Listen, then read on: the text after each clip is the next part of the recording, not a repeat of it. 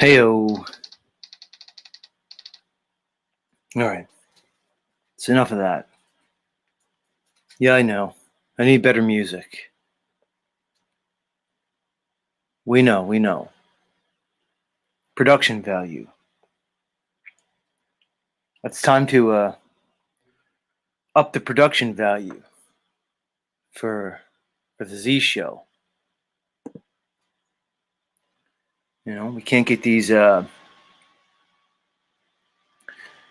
can't be reaching out to these big names without working on the production value here. You know, it's important.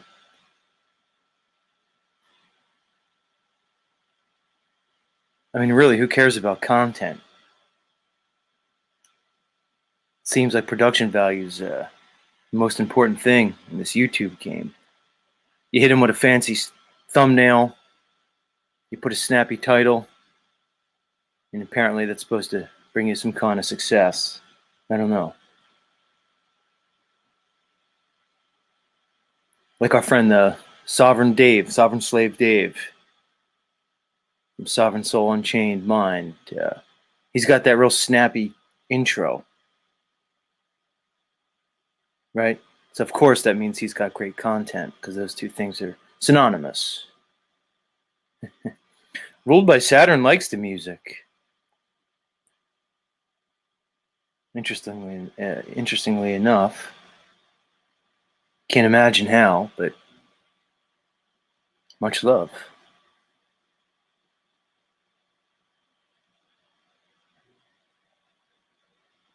All right, who's here?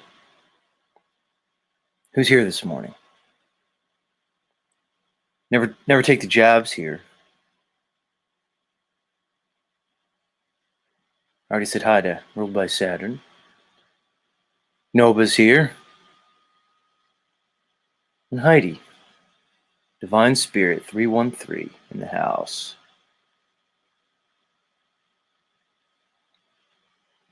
It's nice to see all you fine people. Green Man checking in. There we go. What's up, Green Man?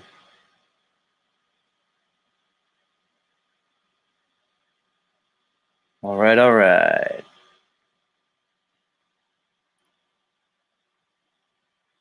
What's Nuba saying to me? Nuba says, no worries. he's at the point of scheduling in stuff. He's pumping out the streams, and the NASA audit stuff is taking a lot of time on the daily. All right. Nuba's my man on the ground. Yeah, Nuba. So Nuba sent me an email. I'll check that out, Nuba. We'll talk. We'll talk, Nuba. That's right, guys. Big things are happening. Big things are happening. Everybody just calm down. In a tent, non-tent content in a fraud experience is here. Lampooning on our friend Europe fellow, and then seemingly taking a shot at me at the same time. Much love. Green Man says, good commentary yesterday. Thanks, Green Man. I agree. Not everyone would agree. Not everybody.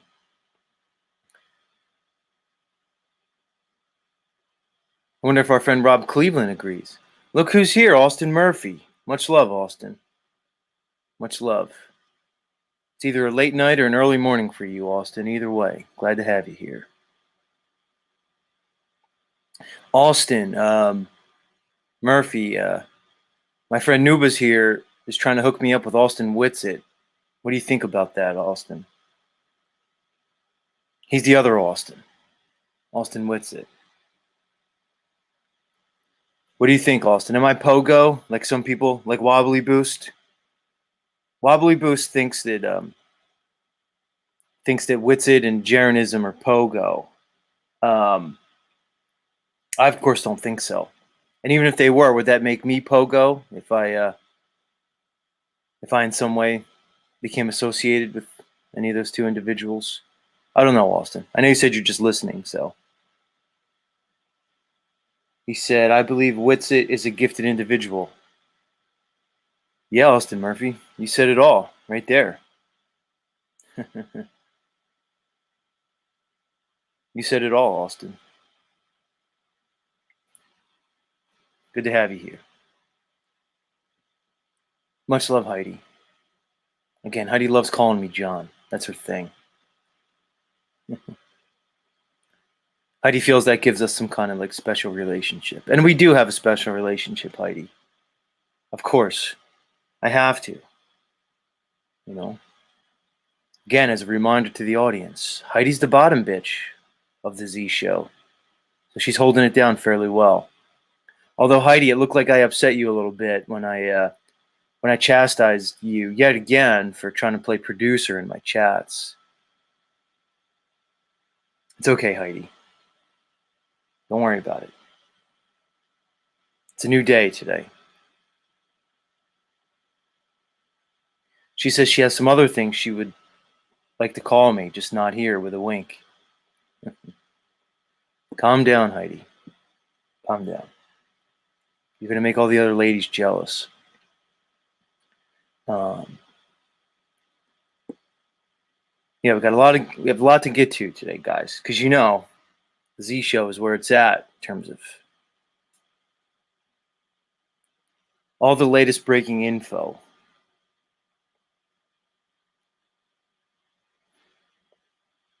What are you saying in a fraud experience? What are you saying? Well, you said much love. In a fraud experience is stealing my shtick. Basically, you could just say anything you want, no matter how offensive or degrading to somebody, and just follow it with much love. You know, it's like saying no offense and then completely offending somebody. Roper overbearing in the house. Good morning to you. Gary Baxter, much love. Gary Baxter pointing out a difference between soldiers and warriors, saying that soldiers are bought off. Warriors fight for a real cause. I like that, Gary. I like the way you think. All right, let's get the show started officially. This happens every morning. You know, Austin Murphy comes and he checks in, and here I am being pretty much an amateur, you know, amateur hour around here. I got to tighten this up a little bit. London McLovin in the house. All right, let's get the show started. We know the first thing we need to do is get the cam on. There it is. There it is. Good to see everybody. All right. See, Heidi, when I wear the darker shirt, I become more of just the face in the fucking darkness, which is kind of weird. I'm not sure how much I like it, but we're going to go with it. All right, official start. Good morning, everybody. Grand Rising and Grand Approach. Welcome to the Z Show, the show that never ends. We're broadcasting live this morning throughout the realm, not only the 7 known continents, but also the ones that, you know, they're hiding from us. That big old continent somewhere out in the Pacific Ocean. Like I said, where David Bowie lives to this day. And to all the lands beyond the ice wall in the outer realms. The Iron Republic, the land of Mu, and of course the home of the Anunnaki. We don't discriminate here in Z Show. We cater to all the beings of the realm. Like I said yesterday, guys, who knew that becoming a flat earther would force us to speak in some type of weird Old English Renaissance fair type language? Now all of a sudden everything's a realm. It's weird. No one tells you that. You know? When you get your flat earth card stamped, they should have a handbook. You know, how your life will change by being a flat earther. Number 1, you need to speak Old English for whatever reason. You have to start calling Earth a realm. Number 2, you'll very likely lose all of your family and friends. Oh no, I'm a flat earther. When they check your flat earther card, when you get that flat earth card stamped, who's going to stamp the card? Dave Weiss, Jeranism, Witsit, any of those guys. Once they stamp your flat earth card, there should be a pamphlet. Number 1, you now speak Old English. You're pretty much a Renaissance fair LARPer. Number 2, they should just give you the names of the top 10 divorce lawyers in your state, because your wife is going to, once you tell your wife, pay attention, Steve, DD214, do good, be good, whatever the fuck your name is now. That's why I think, Steve, that you ignore all this flat earth info. Because, let's face it, once you tell your wife that you think the earth is flat, she's gone. She's gone. She's out the door.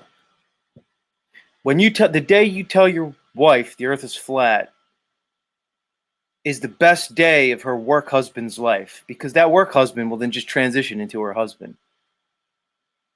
It's actually probably the worst day of his life, but he'll think it's a good thing.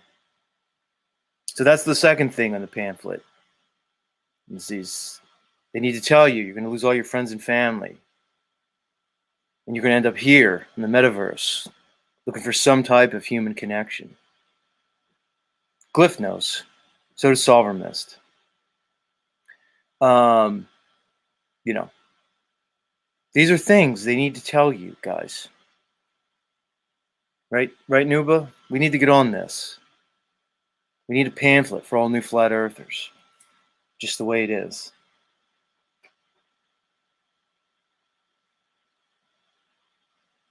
Moose is in the house. He says he still doesn't understand why he can't be trusted with a wrench. I only abused it one time on Paul's. We'll see, Moose. I'm not ready to hand you a wrench just yet, Moose.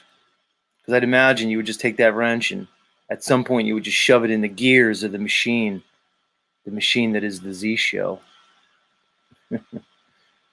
Moose, don't feel bad.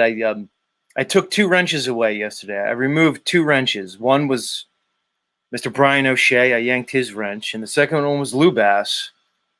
And then I had to think and really examine my life. Wonder why the fuck I ever gave them a wrench in the first place. But anyway, I corrected the mistake. So my friends Lou Bass and Brian O'Shea, they'll no longer have wrenches on the show. But Moose, we'll think about you, Moose. We'll think about you. Yeah, Gary Baxter. Right on. Who else is here? Freedom Awaits in the house. Freedom Awaits says, haha, Z. Luckily, my wife was forced to see the level water. I don't know how to take that, Freedom Awaits. That sounds a bit aggressive. I can imagine you. Did you just, like, after months and months of trying to convince her of the impossibility of the globe, did you just grab her by the back, by the scruff of her neck, shove her face down into the sand on the beach, and make her look across the level water as you threatened to fucking basically suffocate her? That's what I'm picturing, Freedom Awaits, but I don't know. Maybe it's just me. I know, guys. I have problems. I really do. I really do. Who else is here? Truth Seeker 37. Greetings to you. Greetings to you.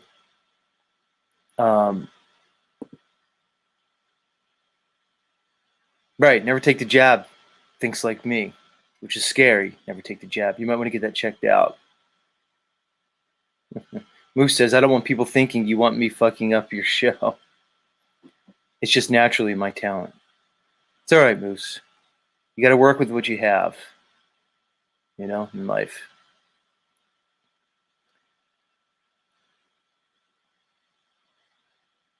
Whatever it takes, Moose. So, I don't see Rob Cleveland here this morning. We found out the other day that Rob Cleveland is really not a fan of the Z show. He thinks I need to spice it up a little bit. So, Rob, if you're here, if you're listening, I don't know, we could talk about it later. I'm proposing a new show. It's called The Rob Cleveland Show. And basically, it'll be a show where Rob gets to explore all of his creativity, so to speak. Heidi says maybe Rob is off from work today and is sleeping. Yeah, Heidi, we're gonna basically promote the Rob Cleveland Show, but it'll be here on the Z Show. So Rob, if you hear this, look forward to that, Rob. Get ready for your acting debut, Rob. We've already crowned you the sexiest man of the Trutherverse. So we're going to use that. We're going to springboard your newfound fame and glory into an acting gig. So anyway, I want my audience to be ready for the up and coming installment of the. Well, basically, it's a new show. We'll have the pilot episode. Maybe we'll do it tomorrow of the Rob Cleveland Show here in the Z Network. We're already in production. At least we're in the writing stage, which is tough because there's currently a writer's strike apparently. So we're thinking about just using the Chat GPT to write all the episodes. We hear that's the way things are going in Hollywood. We're just going to have AI write everything. You know, hell, why not give the AI a chance? Maybe they can come up with a good movie. I can make an argument that there hasn't been a good movie made in 23 years. I could make that argument. So, anyway, everybody look forward to the Rob Cleveland Show coming soon on the Z Network, which is right here. So Moose using his producer-like talents to pitch the show, saying it should be Rob Cleveland and Sly Shy. Close, Moose. I have somebody else in mind for the part of the female lead. I'm looking at Mimi, our French-Canadian friend. Mimi, that's me. Mimi, if you hear this, get ready, Mimi. Make sure your microphone's up to snuff. Make sure your camera ready each morning, Mimi, because I'm pitching you as the female lead of the Rob Cleveland show. Anyway, more to come, folks. More to come. I have a number of sitcoms, so to speak, in development here in the Z Network. Not only are we going to come out with the Rob Cleveland show, but I already told you guys about the my new show that I'm producing that's basically centered on Axis Rat Blood, the Suburban Satanist. So we're going to get that one going too, Axis. So if you're hearing this one, Axis Rat Blood, work on your acting skills. Do whatever, if you need to drop a couple pounds before we start filming, Axis, we're putting it out there. I want you to prepare for your role. It's going to be your breakout role. It might be the breakout hit on the Z Network. Yeah, it's the Axis Rat Blood show, starring Axis Rat Blood as the Suburban Satanist. Anyway, it's great things happening here on the Z show.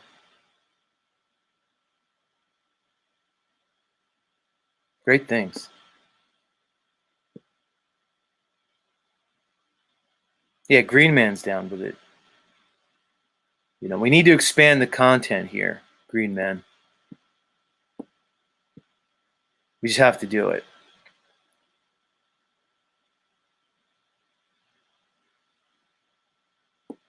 But we'll see. We'll see if Rob wants to participate. Who knows? Not sure.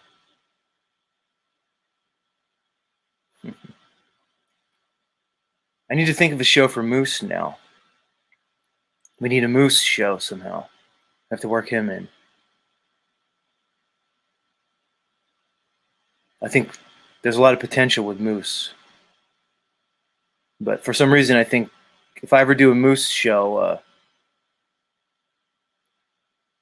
Moose, you'll end up probably playing multiple characters because I'm not going to resist being, I'm not going to be able to resist putting Moose in drag. For some reason, if I do a Moose show, he's going to end up wearing a wig. There's Rob Cleveland. He's here. Rob, I don't know if you heard. I'll say it again.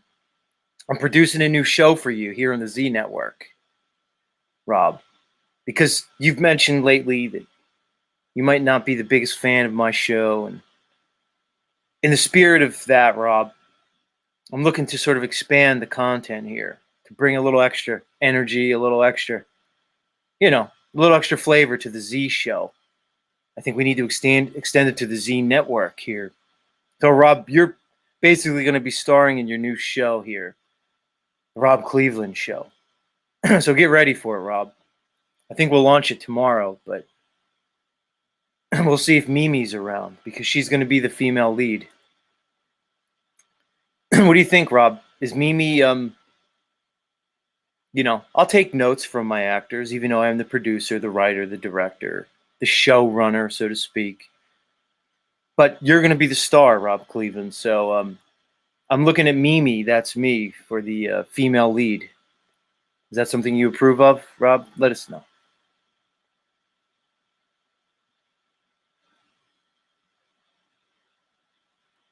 Yeah, we'll see what Rob says. I think she's a good choice, Rob. I think you and female will have some really good on-screen chemistry.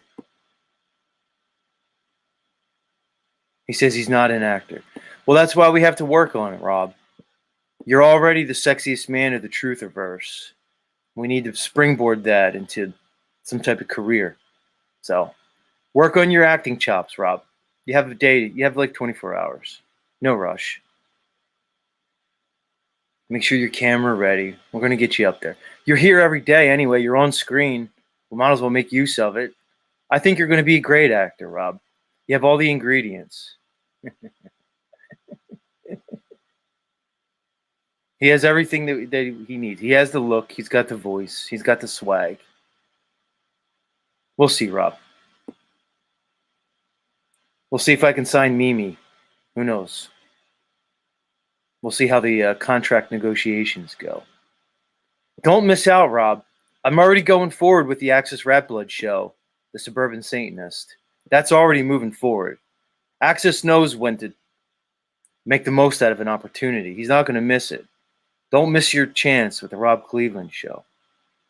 Rob.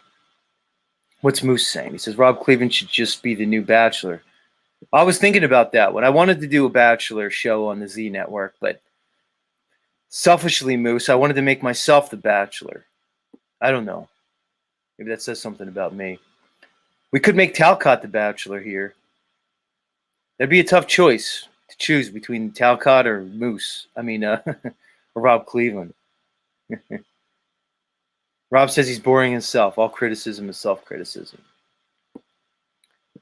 Because that's it, Rob. You're spending your time on fucking these dating apps, dude. What are you on? Tinder? Probably. That's not going to really bring you any fulfillment, Rob. Just walk around, Rob. You're in Vegas.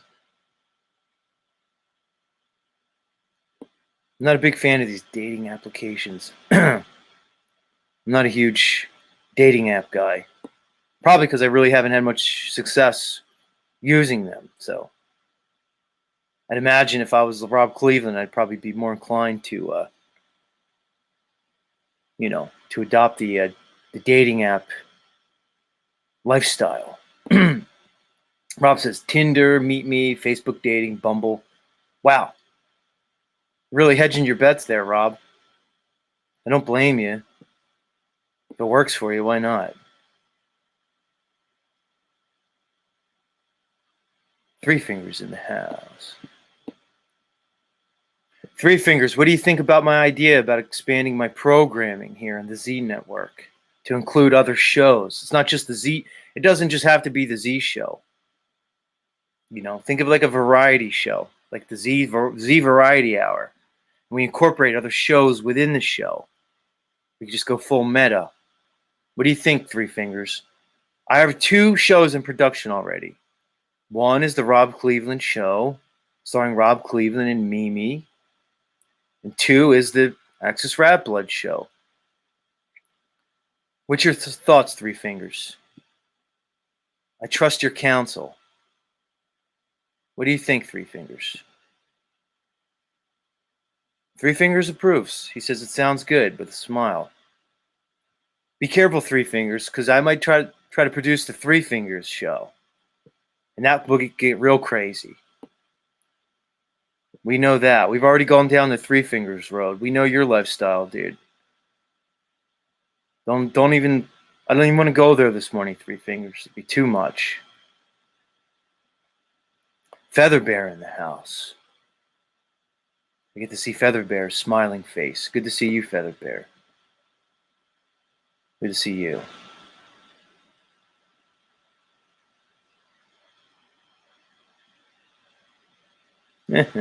Nice.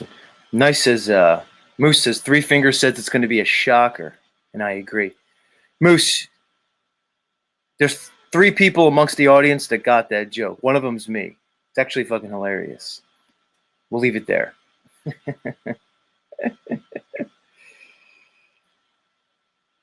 Right, Paul. Rob, you are interesting in and of yourself, Rob. I don't have to make you interesting. Just go with it, Rob. We're doing the show. We're doing the Rob Cleveland show. I already started writing the first episode.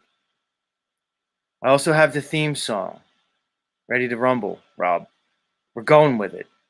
We just need to get Mimi on. If Mimi doesn't want to, we're going to find another lead. We could bring Lori Chavez in, Rob, because I know you're into her, but she's not a Z fan. I can't imagine Lori Chavez accepting any offer on the Z Network, but who knows? OTW, I didn't forget about the OTW news segment. Come on later. We'll do the OTW news segment, Patrick, for the Z Network. And do it how you want. Patrick, here's what I'm looking, Patrick, is like, I like how you do the shticky with the audio effects thing, with your echo and your energy. I like that, but you don't have to do that if you don't want, Patrick. But I like that element. We'll do it later in this show. So, Patrick, think of the 3 headlines you want to present for the OTW news segment. We'll do that in the second hour. We need to expand the content here, guys. I'm trying to get Witsit Gets It to my show, so I have to up the production value before he gets here. I have to look good for the big wigs of the Truthiverse. Yeah. We have to do this. Fuck. Now, am I going to have to do a Three Fingers show? I don't know, Three Fingers. That might be too wild if I try to do a Three Fingers show. It might be too much. Who else is here? Who else is here? Gypsy in the house. Gypsy, if Mimi doesn't accept my my offer to star in the Rob Cleveland show, Gypsy, would you be willing to come on as the female lead? Is that something you're interested in? Let me know. Any females out there who want to be part of the Rob Cleveland show right now, let me know. Is that something you're interested in, Heidi?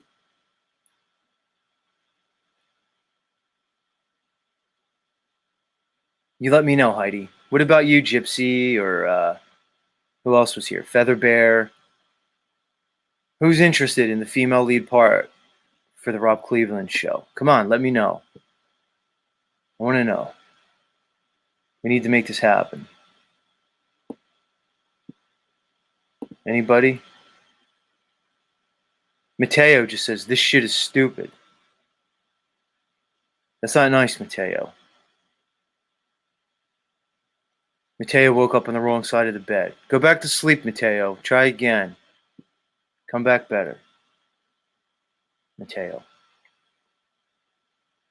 You're usually better in the chat, Mateo. Drink some coffee, do your thing. Take a breath. Whatever you need to do, Mateo. Calm down. No need to spurg. Gypsy is asking me what the show is. Well, Gypsy, it's easy. It's the Rob Cleveland show. What else do I have to say? It's a sitcom centered around our friend Rob Cleveland, but we need a female lead. Moose recommended Sly Shy as the female lead, but although I enjoy Moose's take on things, I think he was a bit off on that because, as any good producer and content creator knows, if you need a female lead for the Rob Cleveland show, she has to be a white woman. It's got to be a white bitch. You know? You can't have Sly Shy, a black lesbian, as the female lead. That's just not going to work. You need a white bitch. Mimi is perfect for the role because she's bodacious. She's bootylicious, so to speak. She's got the junk in that trunk. She's got the voice, you know. So, Gypsy, that's the show. Are you interested? Because we need a backup, like a stand-in. Like if Mimi can't make it one morning, or if she decides she doesn't want to be part of it, you know.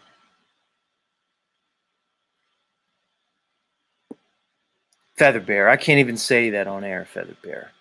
I'm not even going to repeat what you just wrote. Moose says Mimi's too young for Rob.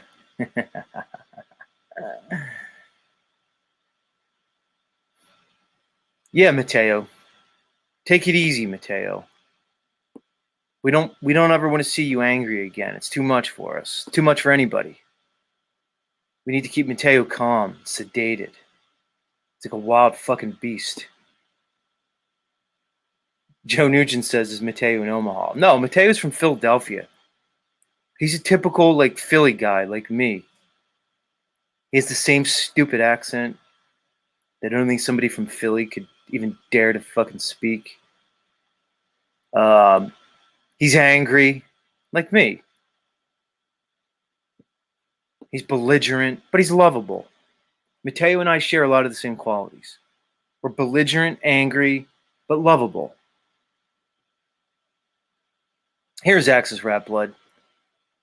Axis, I was talking about you. You're going to be the other show in the Z Network. I don't want to go into it again, but so Axis, whatever you need to do to get camera ready one of these days, Prepare for your role. You're gonna star in your own show here on the Z Network, Axis. You already know what it is. It's Axis Rap Blood, the Suburban Satanist. You know, I've already said it here for my audience, Axis. So go back in the show to get details. But you will be starring in the show here, Axis. Don't miss your opportunity. You're born fucking star, dude. Definitely are. Like I said, we have exciting things here going on here. What Austin Murphy say? Austin's saying that he could possibly get Witsit here, if that's what you want. Guys, just start hitting Witsit with my name. Get my name in Witsit's consciousness. Just say, hey, Witsit, talk to Z, Zetetic Warrior. You know. Anybody who hears this, start getting my name in the Witsit consciousness. We want to move in that direction. Like I said, the Flat Earth kid. I actually have to agree with Brian O'Shea. He came on and, you know, although he was in his own haphazard, heavy-handed way, he's been criticizing the Flat Earth community. My friend Brian. But part of me has to agree with at least the sentiment. We need to spice up the Flat Earth community a bit, Austin. I agree with our friend Brian. The Flat Earth community has become stale over the years. It's time to spice it up. And I'm proposing that the Flat Earth community needs a bit more of the Truthiverse. And the Truthiverse needs a bit more of the Flat Earth community. We need to have some type of collaboration between the guilds, the Flat Earth Guild and the Truthiverse Guild. So yeah, Austin Murphy, start promoting me to Witsit and Jaren. This goes out for anybody. Witsit and Jarenism. I imagine Dave Weiss is not hard to get a hold of. He seems to be everywhere. But we have our eyes on Jaren and Witsit. What's Austin Murphy saying? I thought he said something. Maybe he deleted it.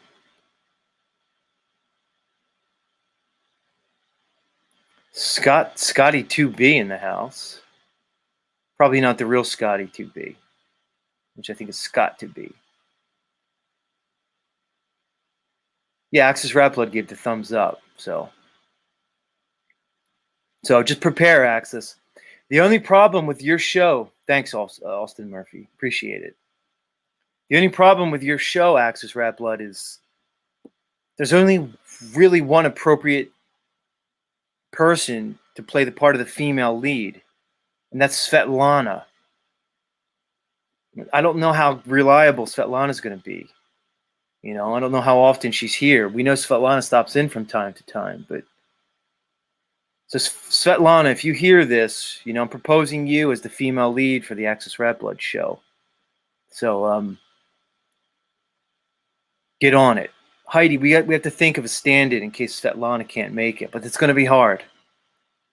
I pretty much wrote the show around Svetlana and Axis, so I don't know if I'll be able to do the show without Svetlana. OTW, P.S. You're part of the show. I don't know if you heard the other day, OTW. You're actually part of the show, of the Axis Rap Blood show. So we'll talk more, Patrick.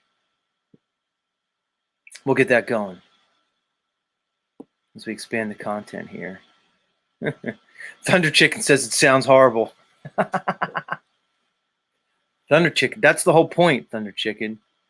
It's so bad that it's good. Which is basically the whole theme of the Z Network. Is that it's so bad that it's actually good.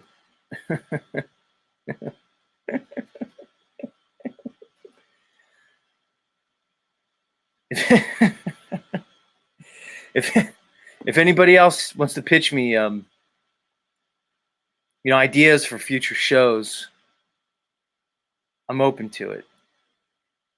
You know,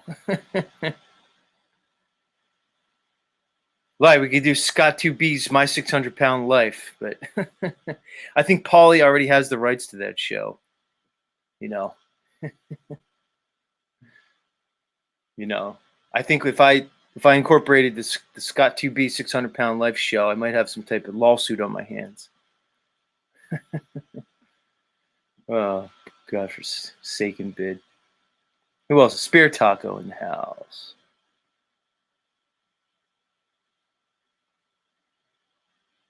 Deep Dog, what's going on? See what happens, guys, when the show goes off the rails this early. You never know what's going to happen. You just never fucking know. Oh my God. Pretty fucking amazing.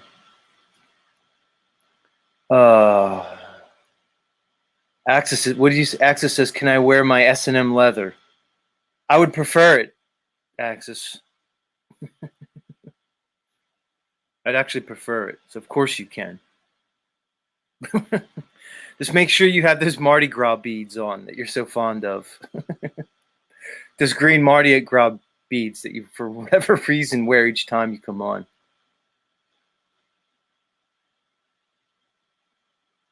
You have to have the Mardi Gras beads. It's part of it. Right. Thanks for Axis. I don't know how, because how am I going to find Svetlana? Somebody, if you know Svetlana, let her know that she's up for the female lead.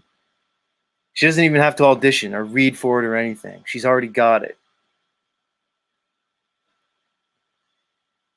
You know, for those who are new, so the Axis Rat Blood, the Suburban Satanist show, is basically, it's a modern incarnation of the Munsters. If you guys remember the Munsters show, Herman Munster, Lillian Munster, that's the show, but it's Axis Rat Blood and his goofy Satanist family as they exist in suburban America.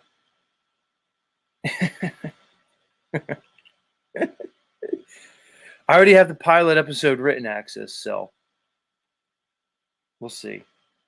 Heidi, if if Svetlana can't play the part, Heidi, you're gonna have to fill in as as Axis Rat Blood's wife, Heidi. So, like I said, Heidi, make sure you have your microphone ready and your camera because we're doing the show. Anyway. Come on, Heidi. Don't say no. Don't say no, Heidi. It's not how it works. We're not doing that, Heidi. There's no no's. Tony Drake in the house, who I believe is Dr. Ake. Dr. Ake tuning in. Much love. Dr. Ake basically let us in on some information a few shows ago that Dr. Ake is indeed in development of some type of hydrogen production method that we could bring on like an airship, because we know that there's members of this community, not just the Z Show, but members of the Truthiverse at large that are currently in production, and they're currently building airships. Solvermist is one of them. Our friend Solvermist here is steady at work on building an airship. We're trying to get across the ice wall. Dr. Ake apparently has a method to generate hydrogen aboard the airship. I don't know, Dr. Ake. Maybe you could fill us in again at another time. And you were trying to let us know. You're pretty much letting us in on your technique, but I had a hard time following it.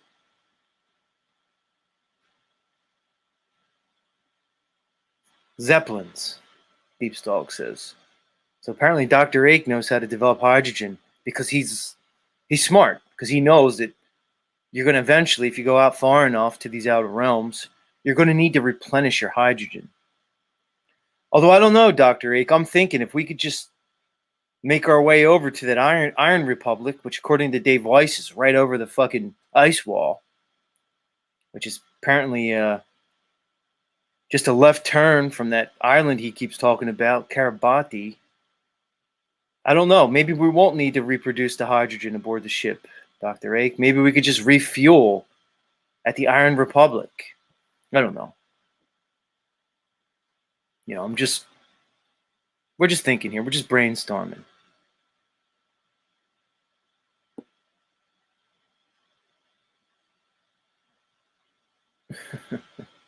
Man, Mac talking about our friend Effed Up World, our friend Joe from Effed Up World, who was here yesterday. We were having a high-level discussion on the cosmos, the realm, fallen ones. Of course, we were interrupted so rudely by Brian O'Shea, who basically brought the segment to a standstill. He almost ruined it. Luckily, Joe was able to recover, but O'Shea just barged in on the segment.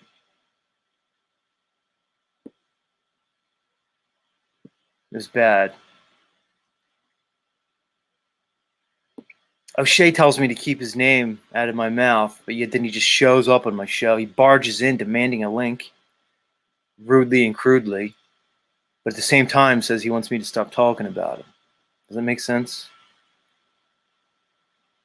No, it doesn't. Much love, O'Shea.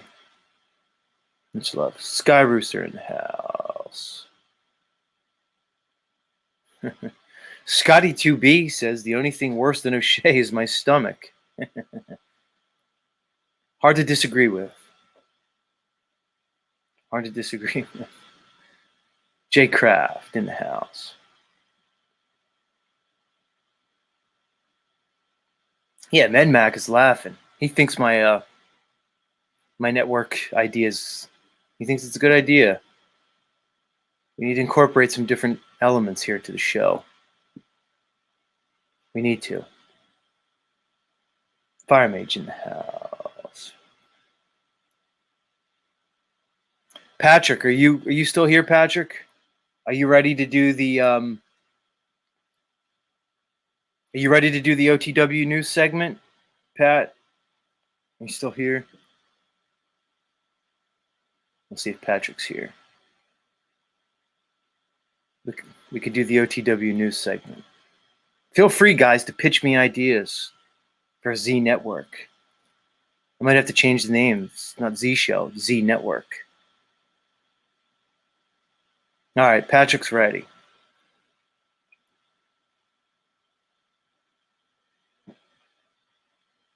See, Pat, I wish I could just send you the link without sending everybody the link, Patrick. But I'll just drop the link in general, Pat, and then we'll work on Patrick. Maybe I'll unblock you from my phone, Patrick, from my contacts, and I'll be able to send you the link. That's right, everybody. Patrick and I, at one point, were on texting terms, but then I blocked him because when he was on one of his fucking manic episodes, he was just shooting me like psychotic text messages. I had to block him. He was taking the metaverse into the fucking real world. He's going crazy. What does that say, Patrick? That I had to block you. Heidi, should I unblock Patrick from OTW News from my contact list, or should I keep him blocked? I'm going to you, Heidi. You're going to be the arbiter on this one. Because I'm really not sure what to do. Patrick's here.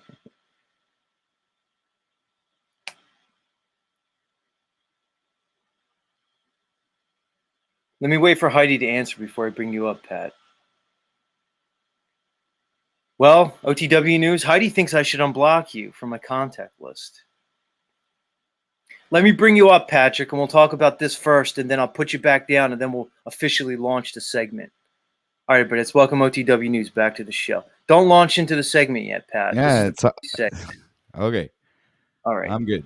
Heidi thinks I should unblock you from my contact list. Right. Well, I do too. Make your case, Patrick. So, all right, let me present this scenario. You make your case, and then maybe we'll put it to a vote to the audience. Although I did say I'd go with Heidi's verdict. Patrick and I were on texting terms at one point, here and there. We'd shoot each other a text. But then out of nowhere, some things went down with me and other content creators. We don't need to hash up the old laundry. But and then all of a sudden, Patrick just started spamming me with fucking text messages about Cage and sending Cage over on hit miss missions to Paul and Slave's channel. And he appeared to be quite unhinged. So I blocked him. I blocked Patrick, and he's been blocked ever since. So I don't know, Pat. I am contemplating. I do want to. Well, I'm trying to decide whether I should unblock you or not. Go ahead, make your case. Why should I unblock you? Well, first of all, since we're back on good terms, we would be able to organize shit, man. Panels, whatever. We can, communicate for professional purposes. Right, because we're professional here, obviously, of course. Well, we're trying to be, I think. It's like it's a process. We're learning how to become more professional. Fair enough. All right. Based on that testimony, based on the advice of my good friend Heidi, I will unblock you. We could move on in that arena. Sounds good. We could do it. All right, so let's do the segment. So you heard my notes before. Are you going to come in with the sound effects? Is that something you're into? I like that element, but I don't want to push you.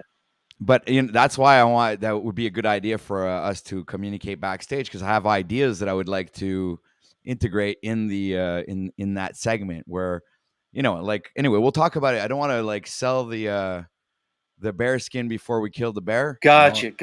But Patrick, I like this whole meta thing on here. I like doing the backstage stuff in front of people. That's part of my shtick. You know what I mean? I like to do everything in front of everybody. It's goofy, I know, but all right. So my notes to you were: you come in with with your OTW news, with breaking news from around the Trutherverse, and then you could do it there's two ways we can go with it. You can hit me with all three headlines up front, and then we go through them, or you hit me with a headline at a time and we go through each one. What would you prefer? I like the second one better. I think that's good. We hit you with the headline, then we discuss it a bit, then bam, we go with the second one, discuss it a bit, third one, boom, and then the segment's done. Gotcha. And then you want to stay in the the announcer shtick the whole time, or are you going to go in and out of the announcer shtick? It's up to you. It's up to you. That's up to you. I'm pretty much going to stay in the announcer shtick, but if let's say the conversation leads somewhere, I'll participate in. I like that. That's what I was thinking too. Let's see what Austin Murphy has to say about the segment. He's backstage. Austin Murphy, welcome to the stream. What's going on? I don't have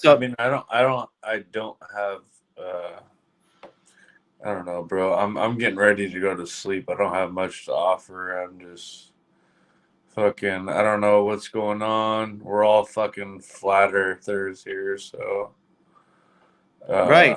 Not all of us. I seen Melodome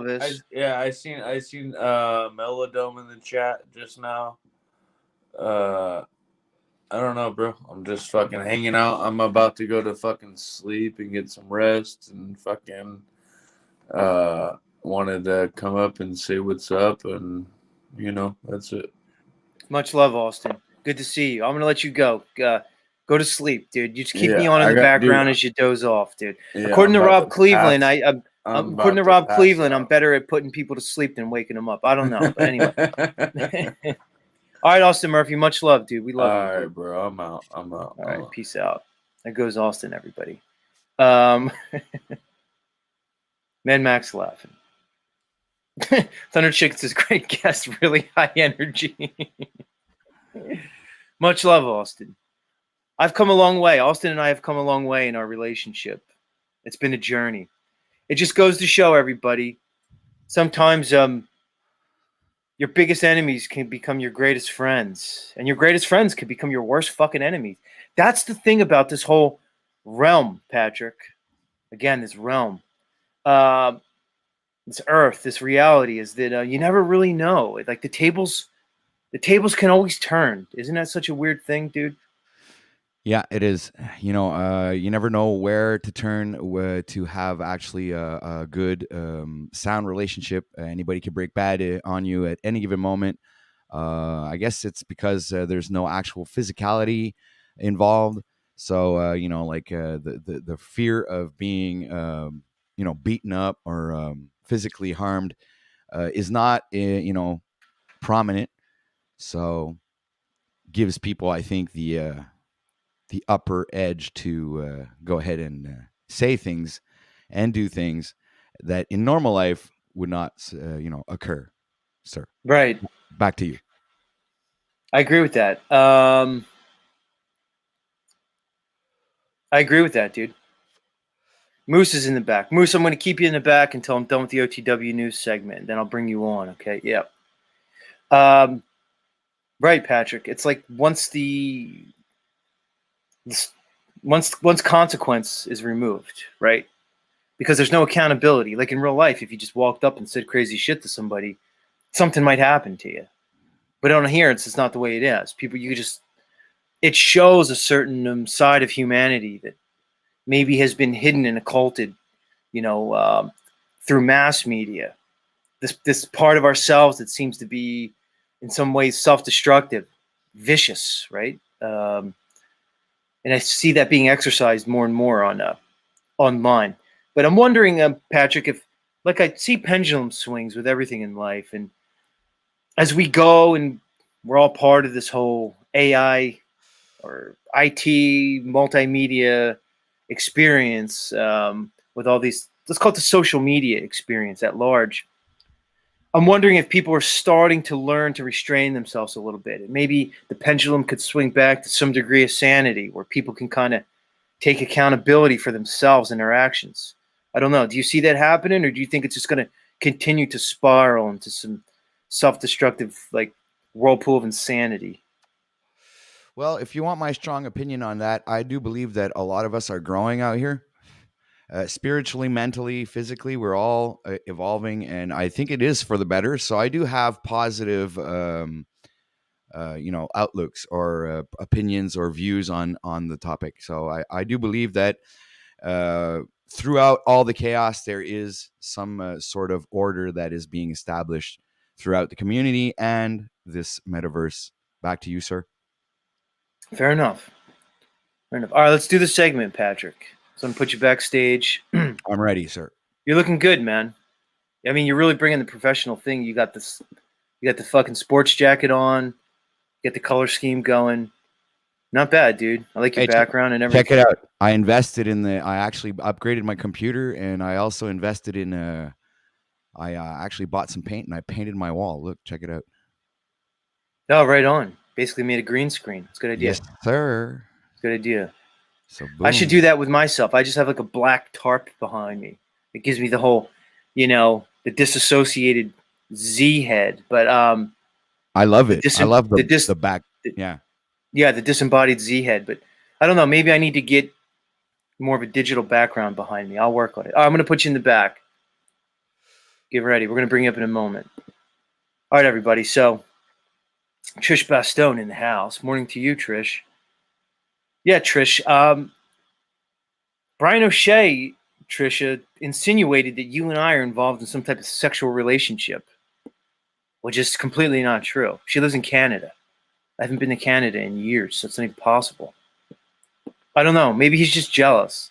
I think O'Shea's just projecting his internal struggles all over the metaverse, everybody. So Trish, he probably really wants to sleep with you, and that he's just going to project that onto me. Anyway, I'm digressing. This is the part where I just digress, so I need to reel it back in. All right, guys. Let's get professional. Let's get serious here. Patrick's giving me the finger. Go ahead, Patrick. What do you got to do? Go ahead. Take your time. Let me bring Moose up. Take your time, Patrick. I'll bring Moose up. You're killing me, Patrick. I had this whole thing prepped and ready to launch, and now he had to get up. He probably has to roll his fucking 17th spliff of the morning. Let's bring up Moose. What's up, Moose? Moose is a Yeah. good filler. Like Moose, remember on the old Johnny Carson show, or even Jay Leno, these guys when the guest cancels, you always have to have a guest ready to go. There was always like a filler guest that you could bring in at the last moment. That's you, Yeah. Moose, because you always I'm deliver. never good dude. enough for like the primetime show, right? I'm never good at like, you know, I'm always that good backup filler. I get that. And I appreciate that. You know, if you need some content or whatever, that's what I'm here for. If you need an ass, if you need someone to be, you know, flat chested, hot harlot, De La Tuna, I'm here for you. I'm here for everybody. I'm working on my multiple personalities here. It's something I've had my entire life. It's not that I'm a snake. No, I'm a chameleon. I'm able to adapt to any circumstance that you throw me under. And the reason why I came up here today, Z, is out of respect to you and out of respect to all the future content creators. I want you to know, do not give your fucking phone number away. Don't give your fucking phone number out there because these motherfuckers, when they get in their feelers, they'll be messaging you at fucking 12 o'clock at night, 3 o'clock in the morning. Like, I seriously have gone down a list of people I've given my number to or my email or any of that shit. And I've just, like, on Messenger, I hit mute, mute, mute, and you'll never hear from me again. It's not that I'm an asshole. It's that you people are fucking nuts. Contacting us at fucking the wee hours of the night when we get our 5 hours of sleep every night. You see, we're hustling hard. We're breaking bread with people all day long. And you wait until we fall asleep. So that's my thing is don't pull a Patrick. Don't fucking abuse the phone number privileges. If you ever get my fucking phone number and you abuse it, I'll make sure you regret it. It's good Anyway, advice, sorry, Moose. Z. I appreciate your counsel there, Moose. Because on a non-sticky note, which is hard to do in this show because my whole show is shtick. You, I think, much like myself, see a lot of possibility with the truth or verse at large, in a lot of ways. Let me ask you firstly, what do you think, Moose, about my term, the truth or verse? I don't know if I was the originator of the term, but I think it's an appropriate and apt term to describe this whole fucking circus that we see. Do you think the truth or verse is a good term to go with moving forward, or what do you think? I think it is because it's not too serious. Kind of sounds like a video game. It is a kind of a game that we're playing here. Some people are playing chess on here, and like Brian O'Shea, Scotty 2B, those are guys that I would consider low level players that we're hanging out with. If you want to think of like some like mid to higher level players that we're with, we've got In a Yurt with books. We've got Patrick with OTW News. We've got we got people like Rob Cleveland, like the solid characters that are part of this whole thing. But I think if you were to classify it as anything else, I think it would be way too fucking serious because a lot of these guys they're just a joke. Like they have good stuff to offer, like, oh, there's melting bricks and stuff. And here, let me show you why I think there's melting bricks. But then if someone comes against you, it's like Brian O'Shea has a melted ego and a melted self-esteem. And so I think you've really hit the nail on the head, man, with the truth reverse. I think it is a game, and some of us are playing checkers, some of us are playing chess, and some of us are playing in 5D. And I think me and you are two that understand that we can actually get somewhere if we utilized everybody's strengths. We don't have to focus on their weaknesses except for entertainment. And that's the best part is if we use that for entertainment. Look, my voice isn't the most masculine voice in the world. I get made fun of every day for it, right? My body is not the most masculine in the world, but I'm working on it. I'm working out. That's the thing that we're pushing people to do is we're not pushing people to stop being better. We're pushing people to stop being a little bitch and actually like make steps to do something in this world and make tomorrow better. But yeah, the truth reverse. I'm fucking high right now. Sorry. I like it, dude. I like it. All right, Moose. You always deliver the goods, dude. You know what's up, dude. Talk to you later, homie. Moose, everybody. The head LARPer, according to him. Head looper, I should say. Lopper? I don't know. Head lopper. Gotcha. He spelled it right. I guess he likes to lop the heads off of his enemies. All right, let's cleanse our palates. We got to move on from Moose and get back to Patrick. He appears like he's ready. All right, guys. So this is the OTW News segment of the Z Show. This is really only our second time. The first time we were just workshopping it. But the idea is Patrick comes on OTW News and he gives us the headlines of everything that's important in the Truthiverse. Get it? He's not going to tell us about conspiracies. He's not going to talk about the war in the Ukraine or the current geopolitical environment. He's not going to talk about that. He's going to talk about all things Truthiverse. All right, let's do the segment. Whenever I do my small hat hand rub, that must mean something. The small hatty hand rub. All right, let's get professional. All right, everybody, we're in for a special treat. Our next segment involves a man we all know and love. A man named Patrick, a French-Canadian man. And like I've said many times in the show, even though he's French-Canadian, we still love him. Because we love all the peoples of the earth, even French-Canadians. Without any further ado, here to bring us the headlines from across the Truthiverse, your friend and mine, Patrick from OTW News. Patrick, welcome back to the stream. OTW! Welcome, everybody, to OTW News. Breaking news alert, ladies and gentlemen. Our first story of the day, we had Mr. Archaix on Bro Sanchez live yesterday on a awesome stream that Bro Sanchez decided to present to us. And, Archaix obviously did not let us down with his, here's my little interpretation of Mr. Archaix. All right, so we have I've been data mining and data collecting all this information for many years now, and all I can say is everything I say is a bunch of bullshit, and I think everybody should go ahead and like, share, subscribe to my channel, and thank you very much for being here on the Sabiga Chromicon thing, the data that I've been collecting all these years, and he was on yesterday on Bro Sanchez. It was a great show, so everybody go check that out. So yeah, Patrick, interestingly enough, I saw that. I saw Archaix on Bro Sanchez, and we've already given your take on it. It's obvious how you feel about Archaix. I mean, I've spoken about Archaix a number of times in the show. Here's my take on him. I'm not ready to give Archaix his ticket aboard the airship to Tataria, meaning to say if we're all going to be able to leave here one day, Archaix hasn't made the cut yet, at least in my book. I know he's predicting the next reset for 2040 and 2046. 2046. Gotcha. I've been getting conflicting numbers on it.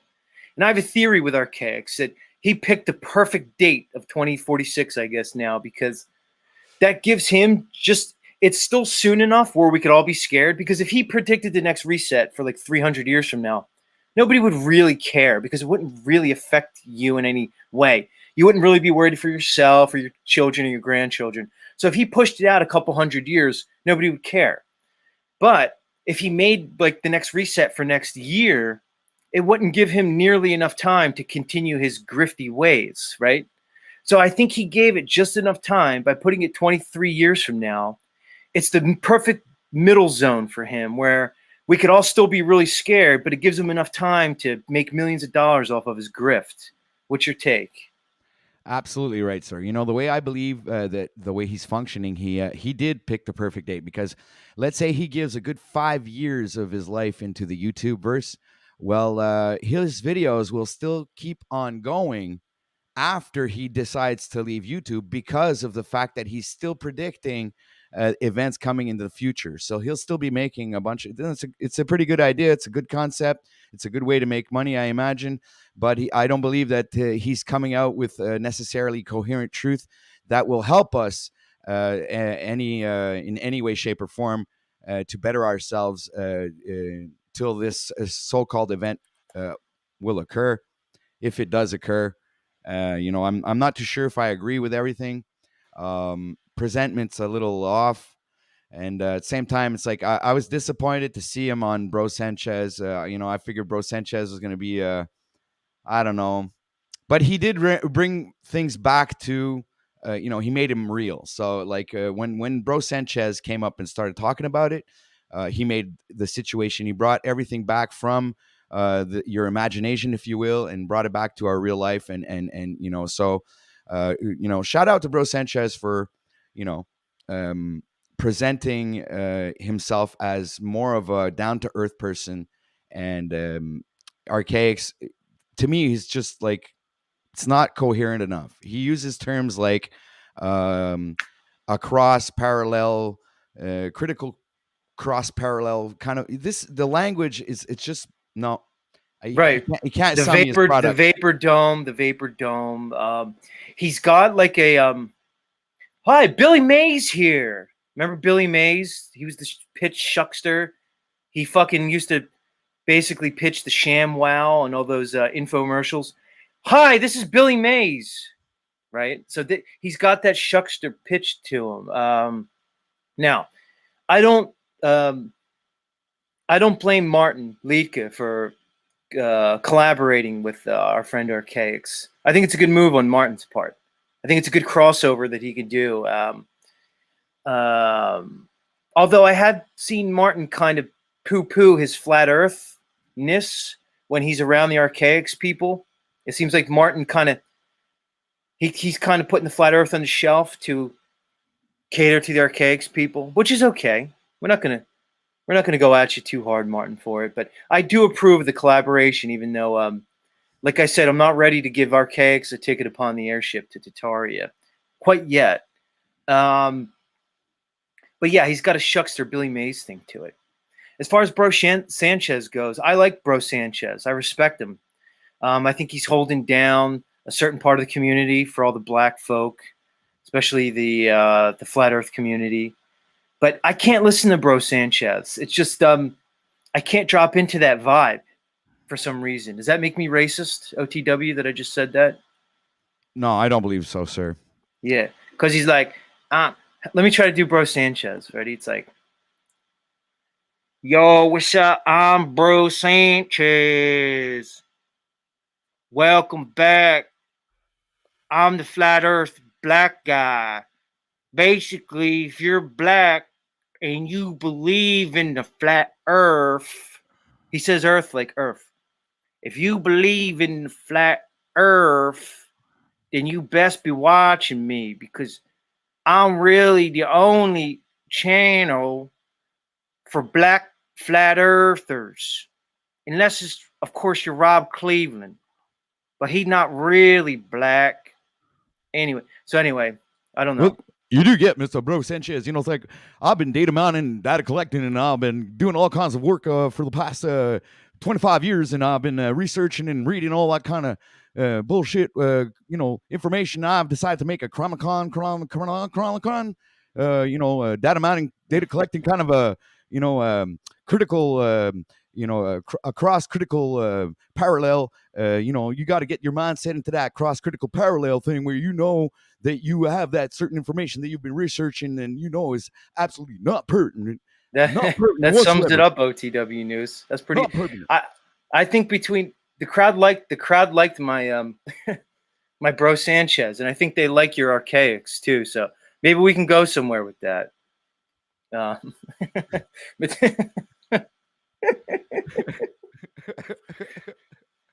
right. Let's move on. So what else do we have in the headlines of Across the Truthiverse? All right. My second story for today is Jack Talcott is back on the train, ladies and gentlemen. He has been streaming for the past 5 days after his small little vacation that he took after Breaking Bad on Mr. Paul Unslave from the Proper Instruction Motivates People. Sir, your thoughts? So basically, you're saying Talcott's back. You think he took like a strategic break? He broke bad on Paul in a certain way, and then he kind of faded back into the shadows for a bit. But you're saying he's coming back. He's presenting himself now consistently another way. But here's the thing, Patrick. He pretty much breaks bad on Paulie like every other day, So could we really say that he broke bad? It just seems like a continuous loop where Jack just, he finds, because Jack realizes that His only lifeline to the metaverse and to any type of fame or infamy whatsoever is through Paul. I think Jack has to understand that at this point. He hates it. And that's, I think, the rub with Jack is because Jack wants it to be all about him. What are you drinking there? What is that? A fucking one of those energy drinks? Yeah. You shouldn't. That's a monster. I could tell. Yeah. But look, it's Uh, green, so it's going through the green screen. The can's green, so Right. It's awesome. See, Sorry, guys. you know, we have conspiracy theorists here. They're going to look at that monster and they're going to say that's the sign of Satan. It's the va va va. It's basically the Hebrew 666. Any really true member of the Truthiverse will know that. Were you just throwing up like a Masonic symbol there for everybody? You know, like Axis Raplo, when he comes up, he has to show his Mason ring. Was that your equivalent of it? No, no, I was just gonna take a sip, and I noticed that the can in the camera was red instead of green. I was like, "What the fuck?" Gotcha. Yeah. But yeah, what was I saying about Talcott, Patrick? I think Jack realizes he's in some kind of like devil's bargain, so to speak, at least with himself, because we know that what Jack really wants is fame, glory. You know, he wants to be a man of renown, dude. He wants to be probably the ultimate empire leader, dictator, despot of the entire realm. We know that. But he realizes now that probably his only way towards that end is through Paul Enslaved, which means he's going to always have to be basically the butt of every joke that there is. So now, and it's some ironic twist of fucking Faustian fate, so to speak, his only course, his only path towards fame is through Paul Enslaved. And I know it kills him. I know it destroys him. And Jack listens to the show, apparently. He says he does. He probably doesn't. He realizes his only path towards stardom is through Paul Enslaved. And it's probably going to destroy him. I think he's going to go insane from the experience. What's your take? Well, you know what? I believe that he's mastered the Paul Jack Talcott relationship in the sense that it's like you said, it's like a recurring loop. So I do believe that he's back, but he'll break bad again, and it's like a perpetual recurring story where it's they're chummy, and then they're at war, chummy, they're at war. I guess it's the theme, and it's like the Jack Talcott show within the Proper Instruction Motivates channel network, if you will. A little bit like what you're doing right now. Back to you. Right. Fair enough. London Man said he had Jack on his panel the other day, and that he's a good guy, and he doesn't know why we give him so much hassle. How would you respond to that, Patrick? Well, you see, I believe it's because of the message that he's giving out, but he's not embodying the message. So I think a lot of people perceive that, and maybe this is one of the reasons why he's rebuked and made fun of, because he doesn't have anything to back up what he says. I mean, a lot of truthers, I could give you an example, maybe not the best one, but you have Wes Watson, who at least backs up what he says with, health tips and also weight training, emphasizing on health in general. So this is, at least he's backing it up with something because he has something to show, right? And I believe Paul is also another example where he's backing up what he's saying because he also has something to show, to prove what he says is actually true, the success that he's had in his endeavors. So I do believe that Jack is missing that little factor that will make him a lot more credible, is that if he embodies the words that he speaks. Fair enough. What do you have for? What's the next headline? What's the last headline? All right. So next headline is actually very, very. We have two. Actually, I have two more, but we'll put them in both because they're both kind of like, in my mind, connected. We have the wildfires, which is not necessarily the YouTube verse, but the wildfires are strangely connected to also like the alien landings that have been happening, and I wanted to get your take on that. So I know it's not necessarily metaverse, but there's a lot of people talking about it right now in the metaverse. So I figured that would be a good topic to bring Well, up. here's what I'll say about that.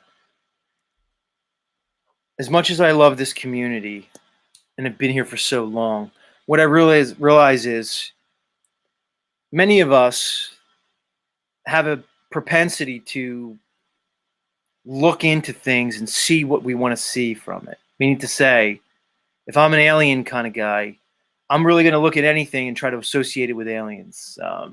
Some people, maybe you could look up words like confabulation. There's other words. Apophinia is another word. These are things that I think we tend to engage in the truthiverse. So, it's like when we saw the quote unquote Chinese balloons, and all of a sudden it have to do with aliens. So my point is this, Patrick, if you're somebody who's into aliens and UFOs, you'll try to find anything to link it to it. So what's the theory that basically they're smoking the skies out to obscure what's happening up there? Is that the story? Well, it's like a bunch of conspiracy theorist stories, like they're saying maybe that's what's happening because they have these lights landing in Las Vegas right now, and people saying that they've seen these 9-foot tall beings with big eyes staring at them. We got different reports and different videos, of the event. So yeah, we got a lot of different takes on it and a lot of different perspectives. A lot of people talking about it right now, sir. Breaking news. I don't want to break into your news segment, but Lori Chavez showed up to the Z show today.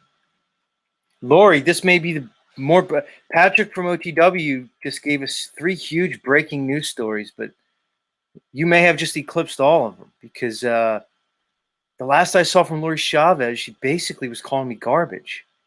But much love, Lori. I'm willing to put the past in the past and let bygones be bygones. But Lori, I have actually, we're doing a new show here. Sorry, guys, if you've heard this over and over this morning, but Lori, I got to explain it to Lori. Lori, I'm doing a new show here in the Z Network. It's called the Rob Cleveland Show. And we need a female lead for the part, right? We need to bring in a female lead for the part of his love interest. I'm proposing Mimi, as of Mimi That's Me, for the lead role. Because Rob said he's interested in 2 women here in the metaverse. One is Mimi, and the second one's you, Lori. So, Lori, I'm just going to pitch it to you, and I'll offer you if Mimi is not interested in the role, Lori, would you be interested in playing the role of Rob Cleveland's love interests for the Rob Cleveland Show? Let us know, Lori. Either way, it's good to see you. Where'd you go, Pat? There he is. Don't leave me hanging. This is your segment, dude. This is your segment. This is your segment, dude. My grandson, I babysat him last night. And now he came and he's like, Gotcha. Anyway, go ahead. Gotcha. Lori says she's married, but Lori, I'm not asking you to actually marry Rob Cleveland. You'll just be playing the part of his. Anyway, Lori, I just thought I'd throw it out there. Much love, Lori. Much love. The only reason, Lori, because apparently Rob Cleveland's Lori, Rob Cleveland's very interested in you. I don't know if you know that, Lori. That might be news to you, maybe, but apparently Rob Cleveland has eyes for 2 women of the Truthiverse. She says she'll pass. Fair enough, Lori. But I don't know, Lori. Were you aware that Rob Cleveland's like way into you? Apparently you and Mimi. I don't know. Rob, maybe you could weigh in. Either way, much love, Lori. So what were we talking about? Oh, the fucking aliens in the fire and stuff. Yeah. Here's the thing. Here's my take on aliens. All right, go ahead. I'm just going to give you the standard flat earther take on aliens. Yeah, they're here. They've always been here. But they're not coming from fucking light years away, dude. They're not bending. Yeah, Lori had no clue that Rob's into her. Well, he said it the other day, Lori. He's way into you, apparently. And looking at your picture, I don't blame him, actually. Much love. Sorry, I don't want to make you jealous, Rob. But I'm going to give you the standard flat earth thing, that these aliens are not really coming from light years away. They're not bending and warping space-time through some wormhole to get here. They've probably always been here. Now, whether they're more interdimensional beings, they know how to materialize, and basically make their way across the multiple dimensions, I don't know. Is it like our friend Dave Weiss says, that they're probably coming from just lands that are here on this earth, but just ones that are out beyond, beyond the map, the conventional map? Are they just coming here? Like, is it just like a day trip for them to get here? Are they coming out of the water, out of the seas? Is there some type of like, inner earth, so to speak, that exists inside or below the earth plane on the other side? I don't know, Pat. Like, this is where my mind goes. Like, because here's a question go for you, Z. Here's a question for you. Tell me, what's your take on the fact that they put this mainstream? Do you believe that it's a disclosure? Are they telling us that they're here? What's happening? Or is it like them pushing propaganda once again? Right. I hesitate to conjecture on these things, but if I had to just throw out some options, like I said, I think that whatever controls this whole reality, I think it's always been in control of it. And when I mean always, I mean as far as humanity, has been around. So I don't see this as something new. I do see it as more of a revelation, so to speak, where we're in a time period where we're just being made aware of that. Now, do I think they're going to give us the whole story? No. Like when it's disclosure, it's going to be their disclosure. They'll disclose whatever they want, whatever serves their means. You know what I mean? So whatever it is, I'm not going to trust what's being presented from the screen, from the overarching media. Like whatever they push on us, I'm probably not going to fall for it. It's possible that they're going to try to connect the whole, because there's a thought, Patrick, that you have, let's say, you got the Vatican, you got our small hatty friends in Israel, you have the Bible and everything in Revelation. Is it possible that they're going to use Revelation from the Bible or the stories that we see in Ezekiel and Isaiah from the Old Testament? Are they going to present like their scripted version of like Revelation or the coming return of the Messiah, right?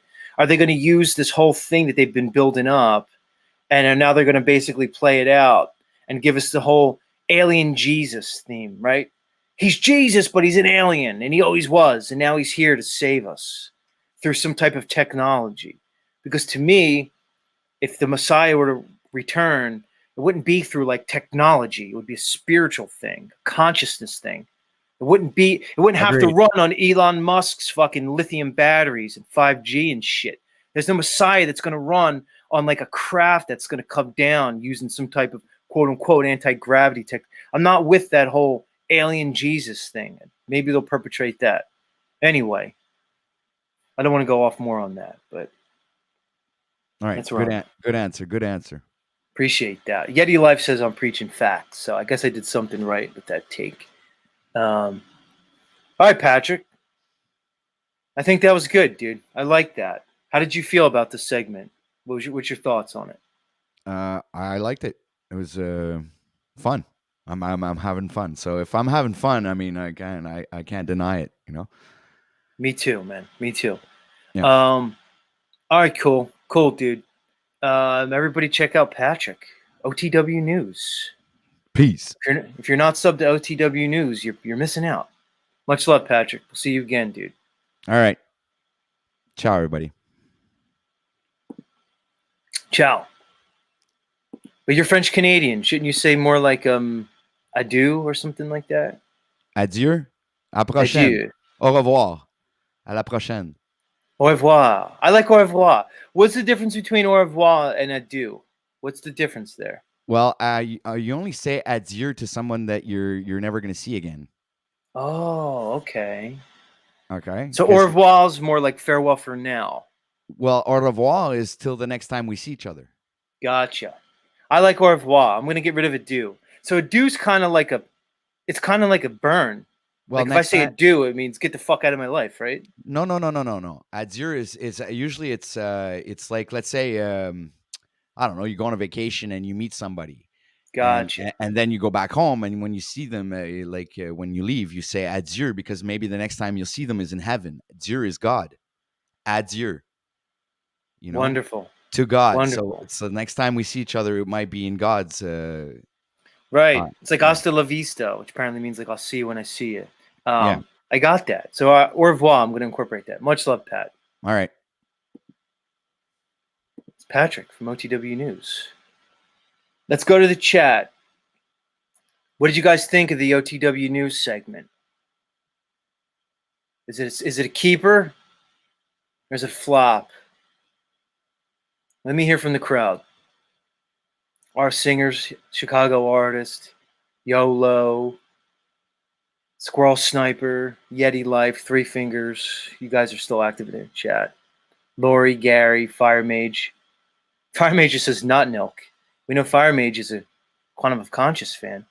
What did you guys think of the OTW News segment? Did you like it? Trailer Park person loved it. Mad Mac likes it. Gorgonzola likes it.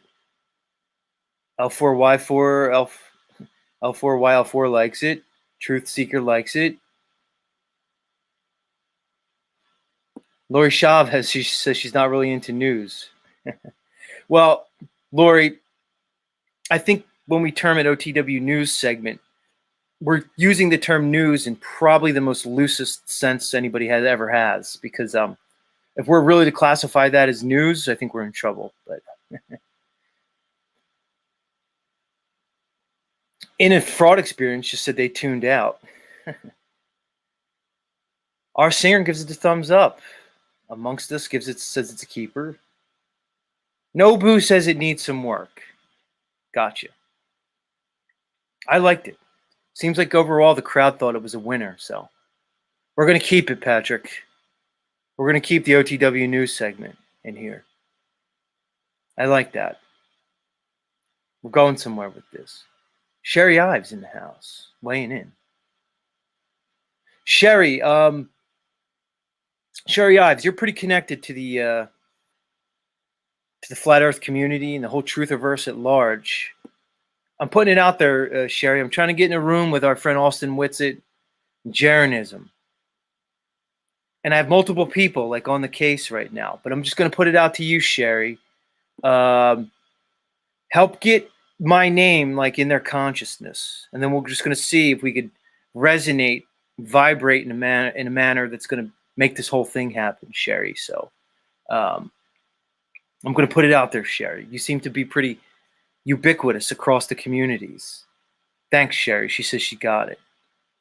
We need to get Z Show and Zetetic Warrior into the whole zeitgeist and see where it goes.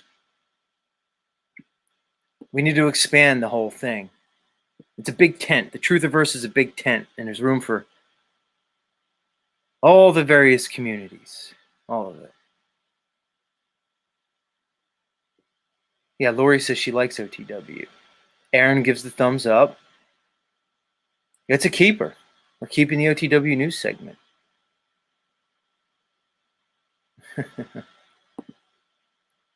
Plus, Patrick from OTW News is going to play a prominent part in the Axis Rat Blood show. So interesting, Axis just commented, and Patrick's going to play the part of the son. Patrick's going to be Axis Rat Blood's son for the Axis Rat Blood show. We're making this stuff. It's going to be gold, guys. It's broadcasting gold. It's going to be. It has to be. There's no way it's not going to be.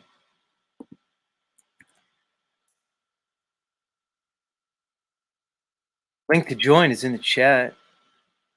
Don't be shy.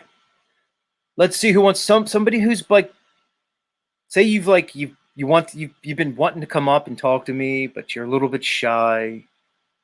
You know, you're a little bit nervous that I might make fun of you, which I probably will. But if you're one of those people, let's see. See if you have the courage this morning to press the link and come on up here and hang out with your old friend Z. Who wants to come up and chop it up. See who wants to come up.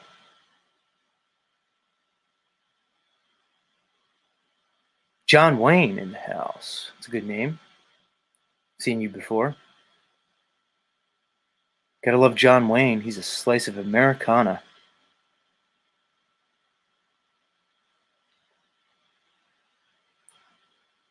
Yeah, OTW. The verdict's in, dude. The people enjoyed your segment. It was resounding. Moose is just being his typical chat troll self.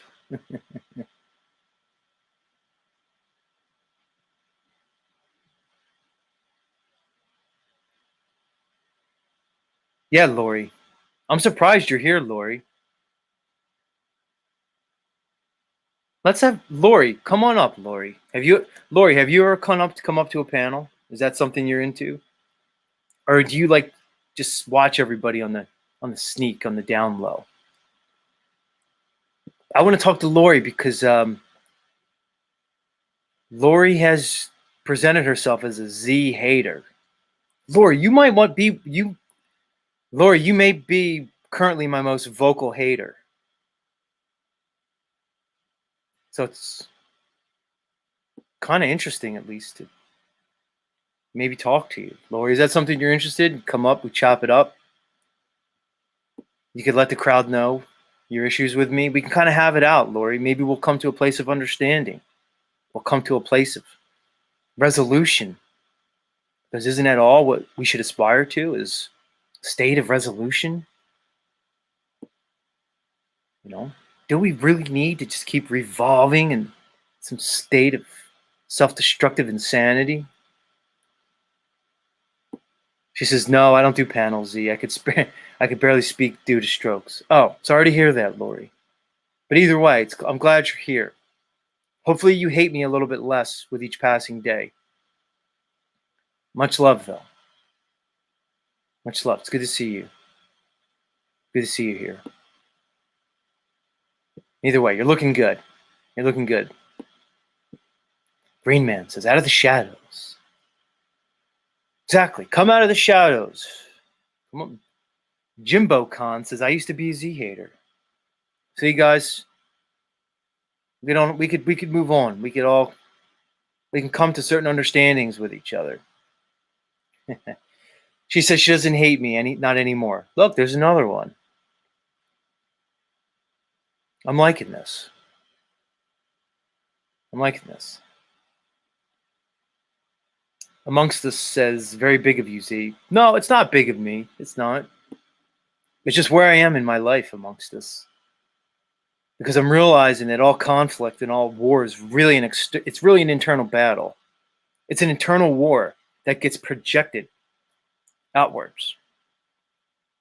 I've said this before. I might as well say it here for anybody new. It's quite possible that the entire world that you perceive around you is really just a projection of your inner world. A lot of that's very solipsistic in a way. And it doesn't make sense as long as we're looking at the world through a particular bookends. But if we expand our minds and consciousness, we can see a scenario where we're really just projecting a world out that we're experiencing in some collective way. And there's a lot of things that indicate that to me. The old trope that Earth is an anagram for heart. I've said this a million times on my channel. I'll say it again for anybody who's not aware of that. Earth and heart are anagrams. That can't be an accident. If you think that's a coincidence, you're not thinking. That if you just take the word earth and you mix the words up, it becomes heart. That's an anagram.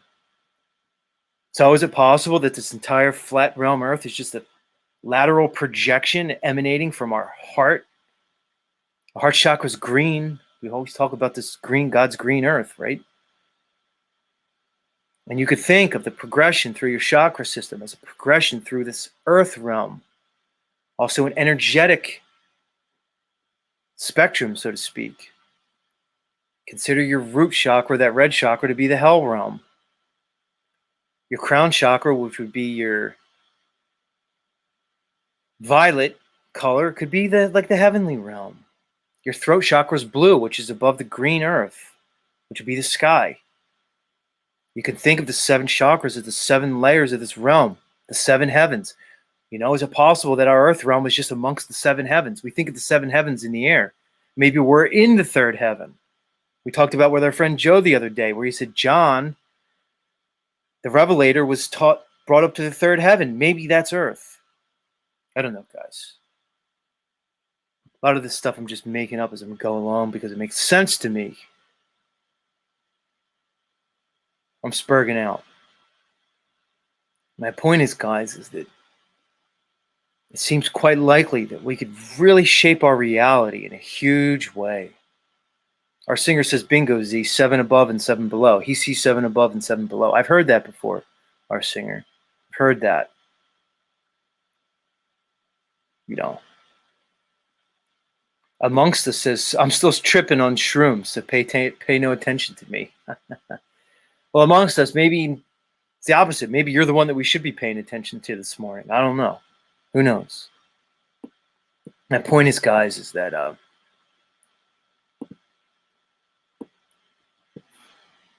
you know, it appears that not only are we receiving energies, not only are we affected by all the vibrations and electromagnetic energy that's around us, it seems quite likely that we're also producers or transmitters of electromagnetic energy as such. I think electromagnetism is the only demonstrable force in this realm. I've said it a million times. I'll say it again. So it makes sense to me. This whole realm is electromagnetic, then it seems like we're electromagnetic beings. Now,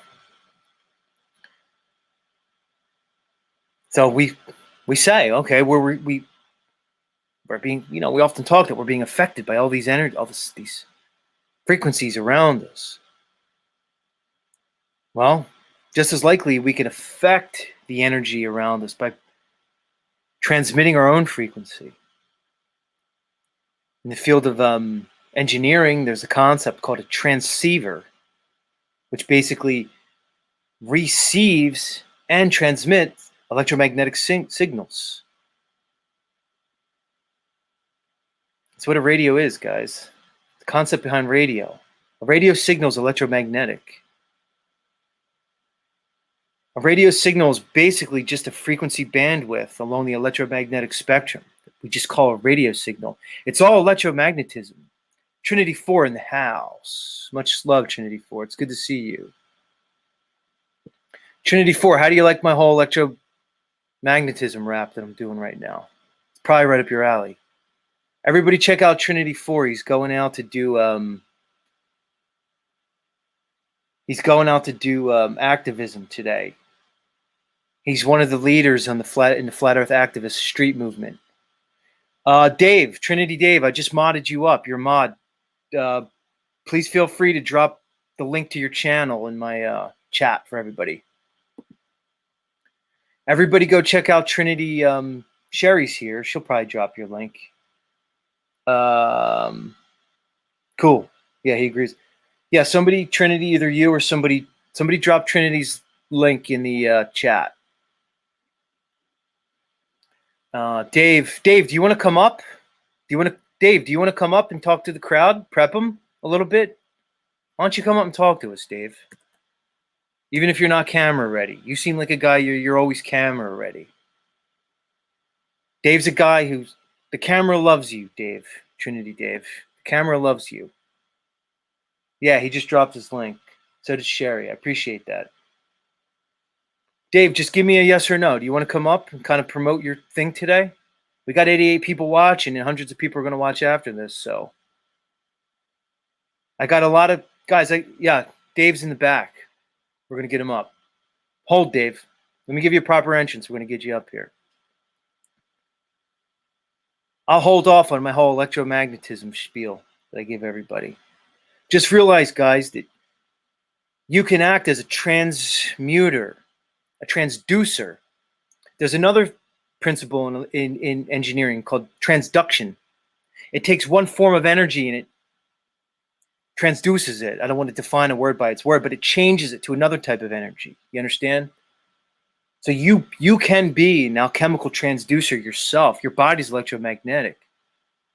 What I'm saying is you can take all these hate frequencies and very likely by cultivating your heart chakra, you can transmute that hate bullshit out into a positive frequency. We don't have to be victims. We got to get out of the victim mindset. Anyway, let me move along because I don't want to make them wait. I see you back there, Roper, too. Hold on, Roper. Hold on. We're getting professional here, Dave. I'm working on my professional presentation, so I'm going to give you proper entrance. My next guest is he goes by the YouTube name of Trinity4, sometimes Trinity Dave, and Trinity Dave is what I say. He's prominent in the flat Earth community. At this point, I consider him one of the titans. He's actually a street activist, which I value and respect. I think the street activists in this community almost more than anybody. Like an Austin Whitsitt, like a Josh from Authentic Intent, if you know him. These guys, you know, sometimes we'll see our friend Brian Stavely out on the street doing some activism. But I have an affinity for the guys in the street. And I think Dave is probably at the top of that list. He's out there doing the hard work. He's dealing with the public, so to speak. And he's going out today to do some street activism. We already dropped his link in the chat. We'll drop it again. And I want you guys to show him some love today, man. The guy's out there fucking doing the hard work. Let's support the guy. All right? Not only that, his wife, Andrea, does a lot of great work, too, with the community. Anyway. Yeah, okay, Be Good, Do Good is here. Steve, who's basically an anti-flat earther. I want you to pay attention, Steve, because I'm bringing up another legit flat earther. We're all legit. But I'm bringing up yet another one, Steve. This guy has army experience, too. This Trinity4 who I'm bringing up next has fought in real wars, Steve, and I know you were a Marine, so maybe you could appreciate it.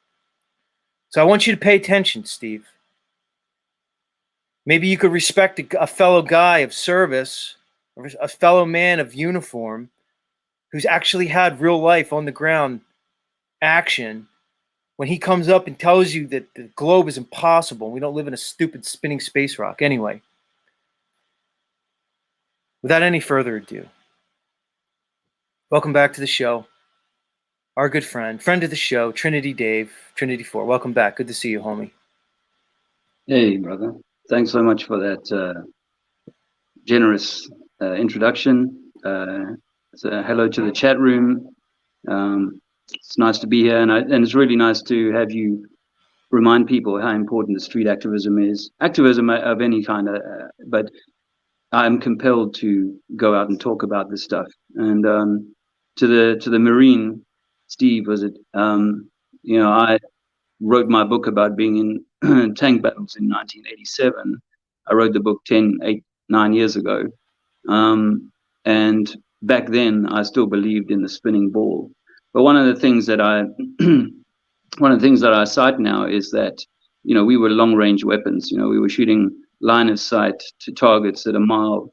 You know, we had a 90mm cannon. So in tank battles, I had to know exactly how that weapon worked. Otherwise, you know, lives depended on it. And we never made allowance for Coriolis, earth spin of any sort. Our direction of fire was only, you know, relevant to wind direction, not at all to do with the earth spin. But it's a good. Carry on. It's a good point, Dave. Is that a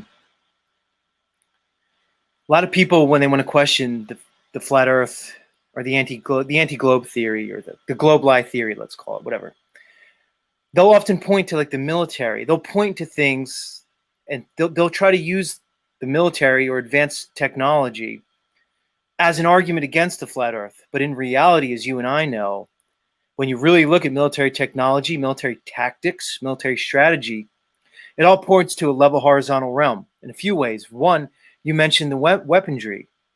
There's a weapon called the something gun that shoots like 50 railgun. The railgun. Navy railgun, 90 miles, 100 miles. I think they can laser. It shoots up to 100 miles. Line of sight. You understand, guys? It's not using some quote unquote satellite where it's identifying it. It shoots 100 miles line of sight. Ship to ship. Okay. Not only that, Trinity4. Radar, which is electromagnetic energy, this like I was speaking before you got here, and sonar, which is basically acoustic energy that's used underwater. all contradicts any convexity to the Earth because it works way too far. If there was a curve to the Earth, you wouldn't see sonar and radar being able to be utilized at such great distances. Not only that, I could make it even easier. No submarine, the periscope of a submarine could never work. When a periscope places that little scope right above the waterline and it's able to visualize ships and other objects at great distances, it completely contraindicates and contradicts any curved water. All right. If you look at old photos from World War II, even from the Nazis, you can see that they were using the standard AE map, which is the azimuthal equidistant map, which we can see represented with the 1892 version of the Gleason's map. They're using basically this map to perform all their military and strategic maneuvers, which basically has Antarctica as the ring on the outside and shows a standard flat, level, horizontal realm. Here's my point, Dave, and you're a military man. I like this conversation, is that when we look at military tactics and strategy, it's the flat earth is evidenced. Go ahead, your thoughts. Yeah, there's so many things from a military perspective that we have to, Steve, when we hold to the globe heliocentric model, we have to accept a lot of excuses or theories as to why, or words to explain why a plane or a projectile can leave the surface of this moving spinning ball and then just get moved along with it as though it's not moving. The idea that the atmosphere is somehow attracted to a theoretical gravitational force that's going to hold it, and the column of air, for 50 miles above my head is going to stay directly in line with me on a clear day or a windless day, is absolutely it's incredible. And if you're an American guy, then you should look at your own weather patterns, because the weather in the north of America tends to blow out of the west into the east, which is again sort of flying in the face of 1,000-mile-an-hour oncoming moving body of air. And if it was moving in such a way, then yeah, when we were shooting long range stuff up to 40 kilometers, we would definitely have had to make allowance for that. I wasn't shooting those guns myself, the G5 artillery, but I did a little bit of low, near range, like 3-4 miles stuff in training, and we never had to allow for any change in direction that would have a bearing on the amount of movement that was occurring underneath my feet, either in the direction of the movement or counter to the direction of movement, or lateral to it. Yeah. There's so many things, and we know even there's NASA documents and military documents that have been shown to for planes and stuff derived on a flat, non-rotating surface. The training manual for an airline pilot it says treat the earth as though it's not moving. You don't have to make any allowance for a sliding underneath you runway. You don't have to make any allowance for the oncoming wind. Even the jet stream is contrary. No pilot makes any allowance for either curve or movement of the earth ever. So I saw an F-15 fighter pilot do an interview with Bob Nodell some time ago, and retired, and he's a flat earther, and he says, look, our radar system would not be functionable if we, in training flights, we would fly against the oncoming. They would be friendly training dogfights, but the guys that were 50 miles downrange coming towards us, for example, if we were scanning at our ceiling, or our lowest floor of scanning was 10,000 feet up to 50,000 feet, then if a guy was at 50 miles from us and flying at 10,000 feet, he would be effectively underneath our 10,000 feet, because apparently the earth is curving underneath me, away from me.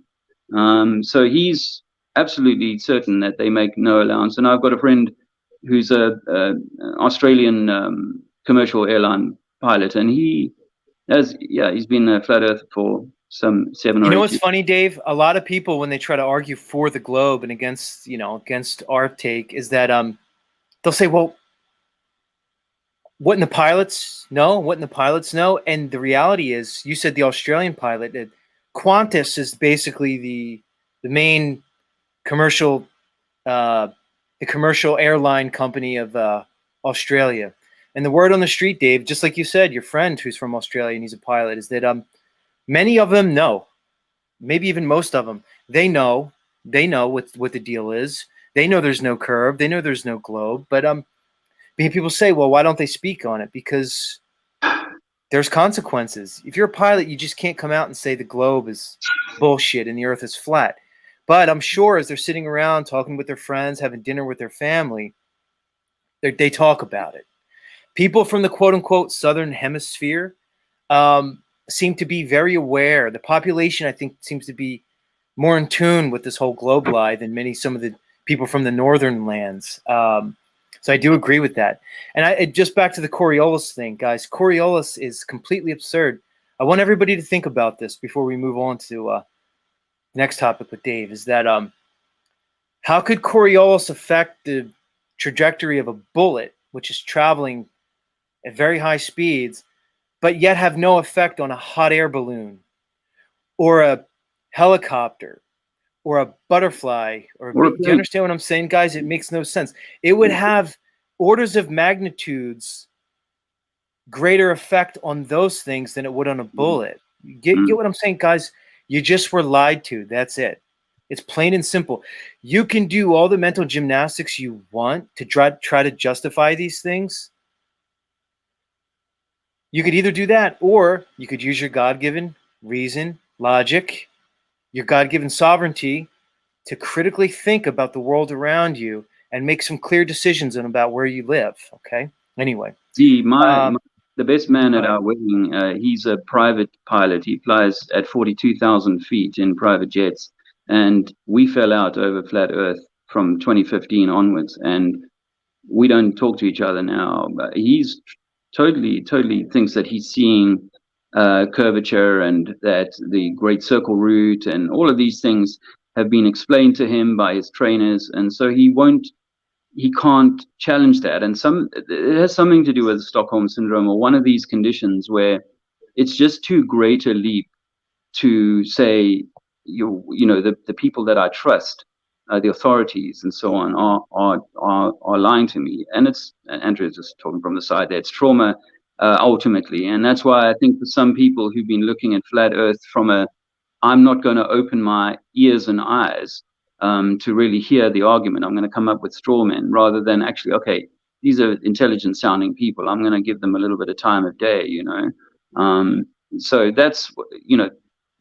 that's why what convinced me to kind of look at more seriously, because eventually I worked through some of the disinfo and found one or two credible voices. I'm like, well, this guy sounds like he's pretty intelligent. Let me check what he's saying, about these things. But they're more than happy to say, look, our eyes aren't very strong, they're not very good, they can deceive us and so on.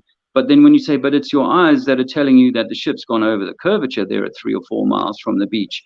But there's so many things that could explain that, to do with the way that the eye works, to do with the point of the vision of, the perspective of that particular observer. Because if you're on the beach versus someone in a hot air balloon, you're going to have a different picture. And most intelligent minds know that. But they're not willing to go, okay, so my eyes could have been tricked. And then they trained us from school to say that that's all we need to know, that we're living on a globe. Well, these guys are saying, well, let's go and measure what our eyes might be seeing, or not be seeing.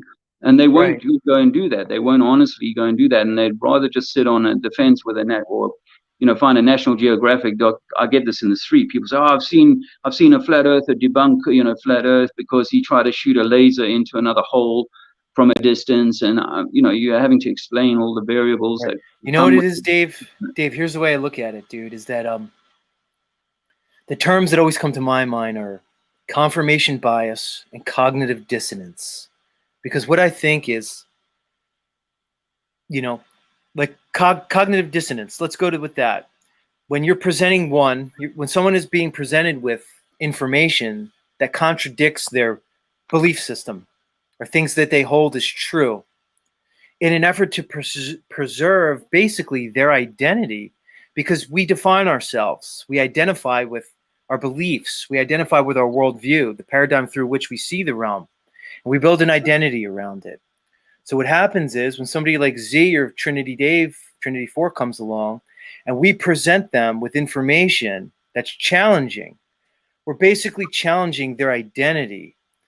So what I think happens, Dave, is a defense mechanism is enacted in the psyche where they'll do everything they can to preserve that ego identity that they've created. So they'll ignore the credible and the credible and valid information that they're being presented with. It's an emotional reaction.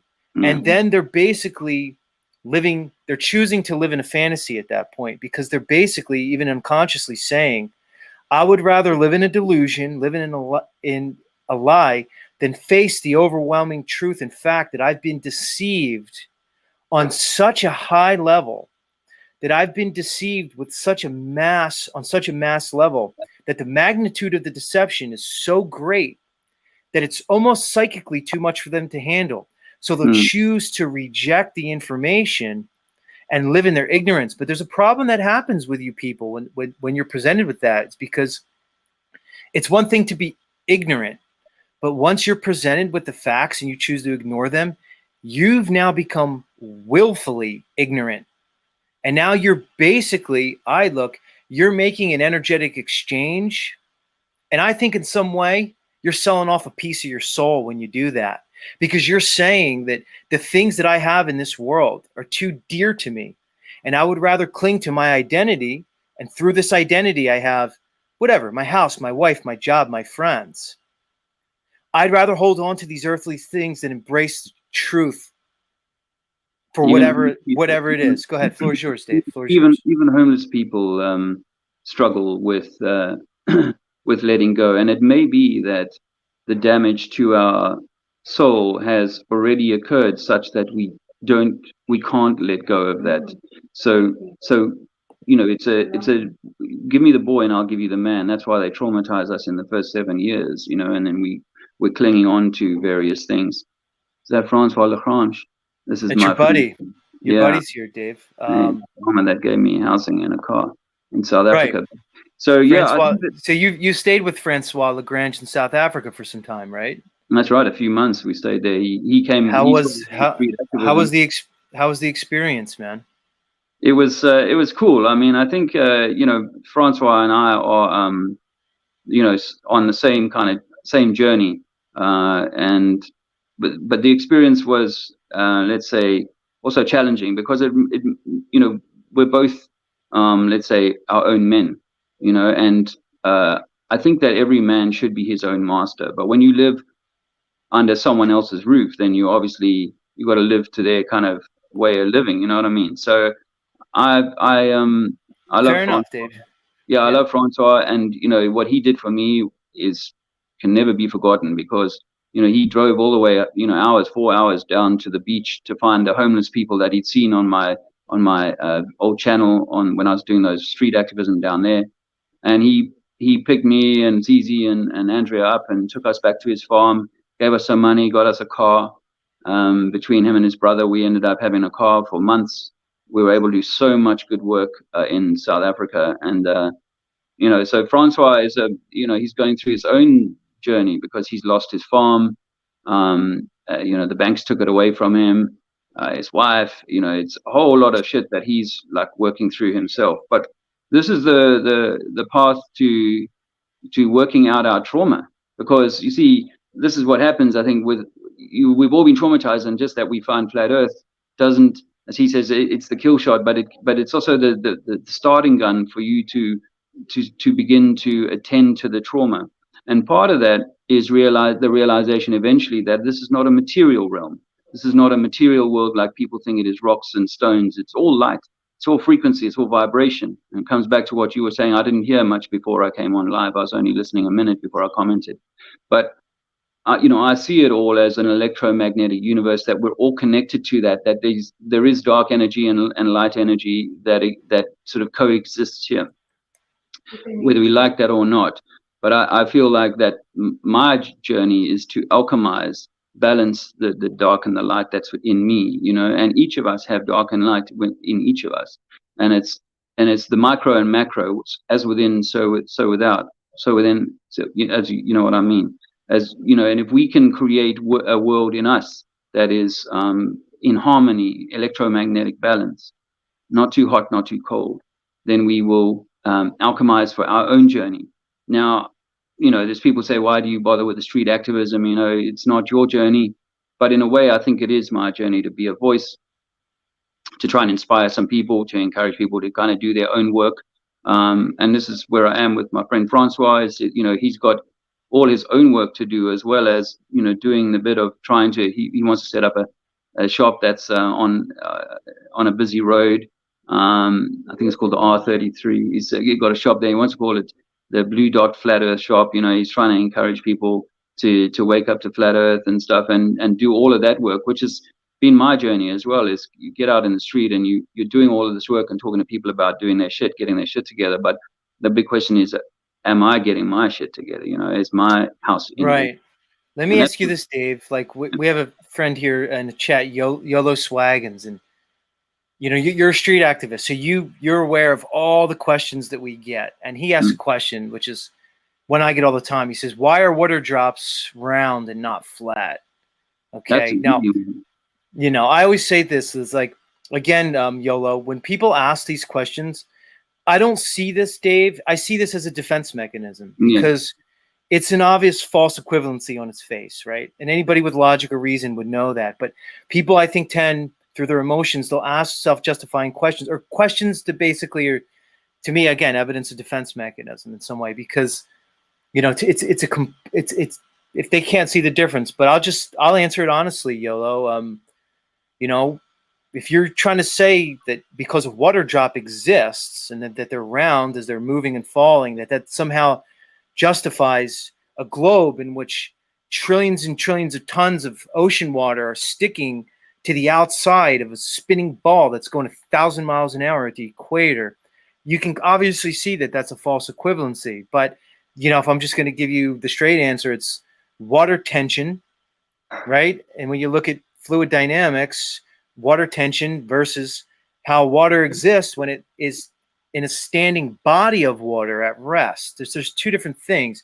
A raindrop is first of all, it's moving, and you could put like a little drop of water. I get it, like on a piece of paper in front of you, and it has a curve on it. But you're looking at water tension. You could also look at the meniscus in like a beaker.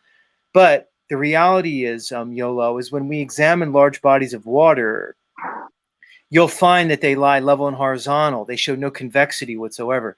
You could see things way too far. It totally contraindicates any convexity, at least at the numbers that they give us. But what's your take on that? When you get, because you're on the street, Dave, you get questions like this in person. And I want to go more into your street activism after this, but so I'm sure you get questions like this all the time. How do you handle this question in particular and these types of questions?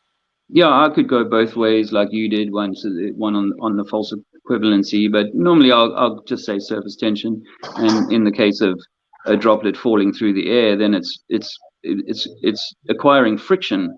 There is density to the atmosphere, and that sort of causes the water to form that sort of traditional teardrop shape. But even then, it's like we have this stylized idea of how a droplet falls through the air, and you'll find that when you test it, you'll find water is spilling and sort of tearing itself apart and reforming itself. It's not just holding this artistic, perfect sphere, because it is coming under pressure as it falls to the ground.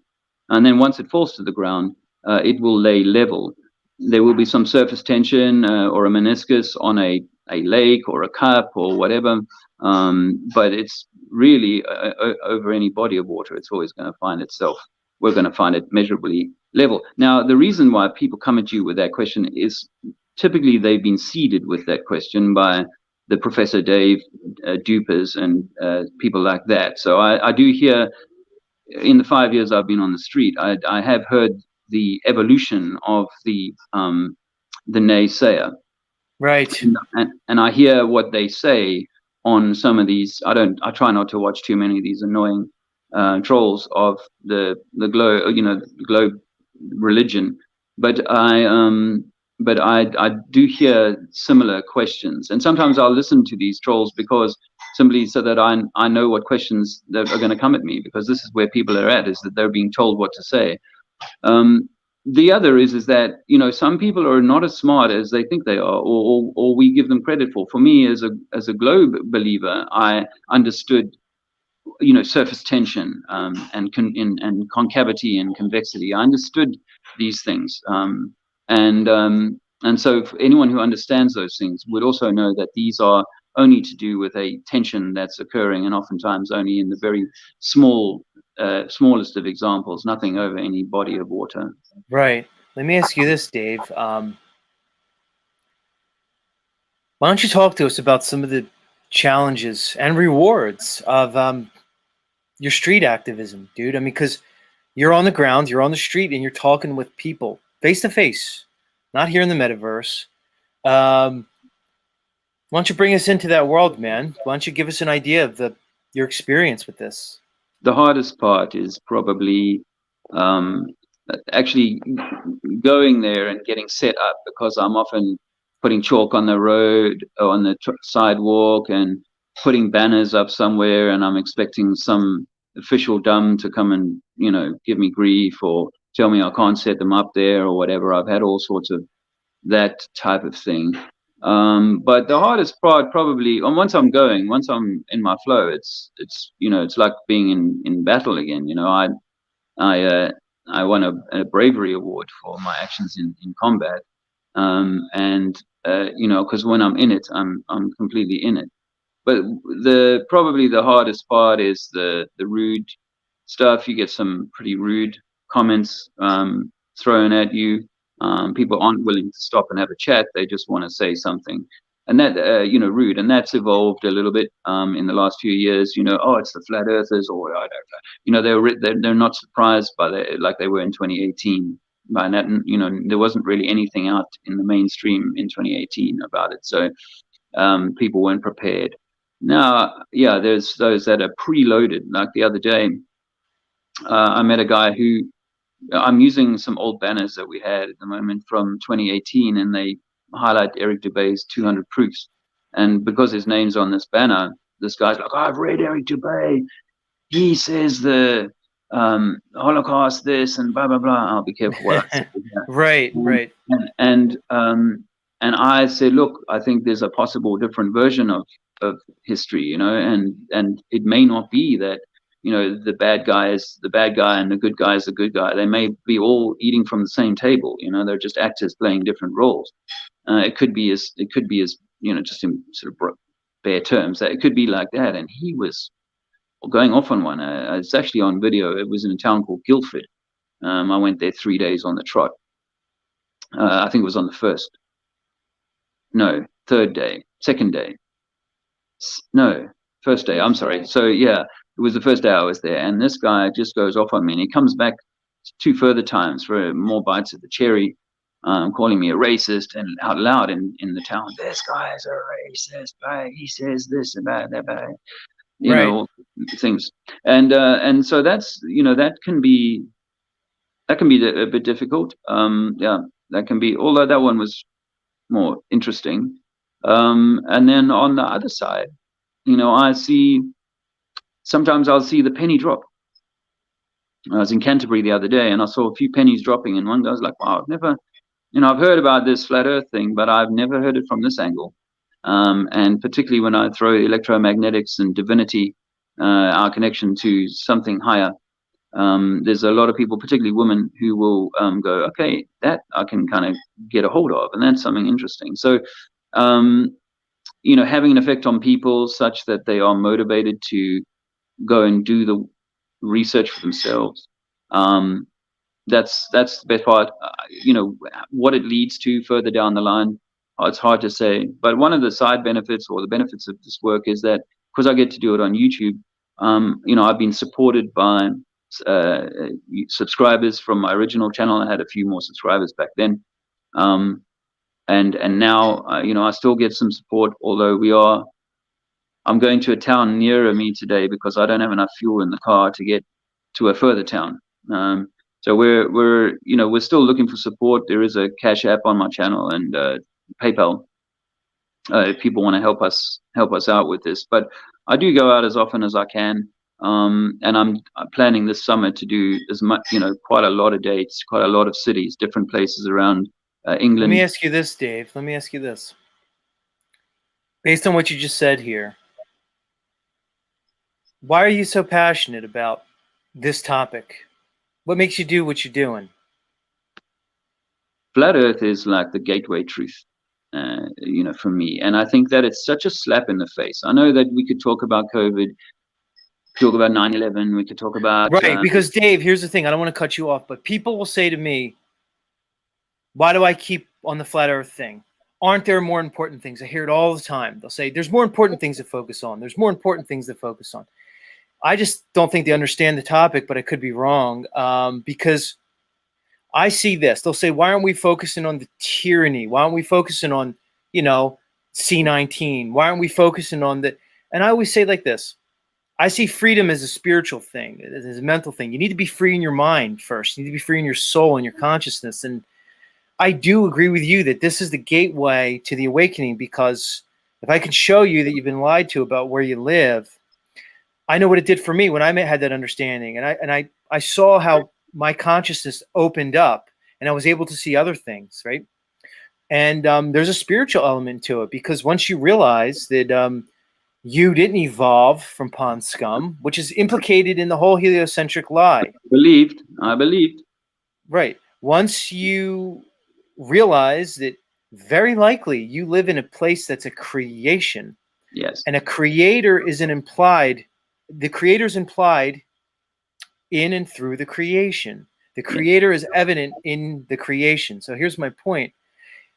It's not really about the fucking shape of the earth, guys. It's about us showing you that you've been lied to about who you are, where you are, and where you came from in every single way. Because we could sit here and debate religion all we want. We can debate political ideologies all you want. But I can show you that the boat's not going over the horizon. I can show you that you can take a long-range infrared picture from a plane of a mountain or a river like 1,000 miles away. And once you realize it's impossible on a globe, I can show you that the Nile River is a literal impossibility on a globe. If you just examine the Nile River, it can't work on a globe at all. It obliterates it. So my point is this, and then I'll kick it to you, Dave, is that once I can show you that the science that they gave you is made up, the religions they gave you is made up, the history they gave you is made up, and the cosmology they gave you is made up, then maybe you'll be able to free yourself, free your mind, and be able to escape the mental, psychological, and emotional tyranny that you've been under. And maybe that'll open you up. It's not a flat earth thing, guys. It's a God thing. You have to understand why people like Dave and I are so passionate about it, and all the other flat earthers. So you can keep telling us to shut the fuck up about it, and you can keep calling us flirts all you want. But we know what we're doing, and we know the implications of this dastardly lie this deception that's been perpetrated over hundreds, if not thousands of years. It's not about the shape, guys. It's about the lie. It's showing you that you didn't come from fucking pond scum. You didn't evolve over billions of years. That's the point. Sorry, I'm getting upset, Dave. Please take the floor. My conclusion after all these years of research and coming from an atheist background, although I was trained in Christianity as a child and saw the flat earth in the Bible as a child, I think that the conclusion is that you are the center of the universe, that each of us is like the center of the universe, and we are the emanation of whatever the creation is above us. And as part of perhaps as part of our soul contract, we are not required, but the game is to kind of be like, are you just going to stay asleep and keep, not upgrading your soul? And keep perhaps coming around. It becomes increasingly possible for me that we just reincarnate until we've learned the lessons we came here to learn. But I don't know exactly how this world is set up and who runs this world, and whether it's non-human things or whatever. But I'm pretty certain, my DMT experience helped me with this, but I'm pretty certain that we are the essence of whatever creation is, and we come from a loving source. I saw this on the DMT. And I think that we're meant to emanate that in this game. The reason why we have been traumatized for life, but certainly in the first 7 years, is on purpose, is so that we don't walk that way. We don't seek that out, And so maybe over generations we're meant to iron the wrinkles out. Maybe in much shorter time there's an end point to this current world plane that we're on.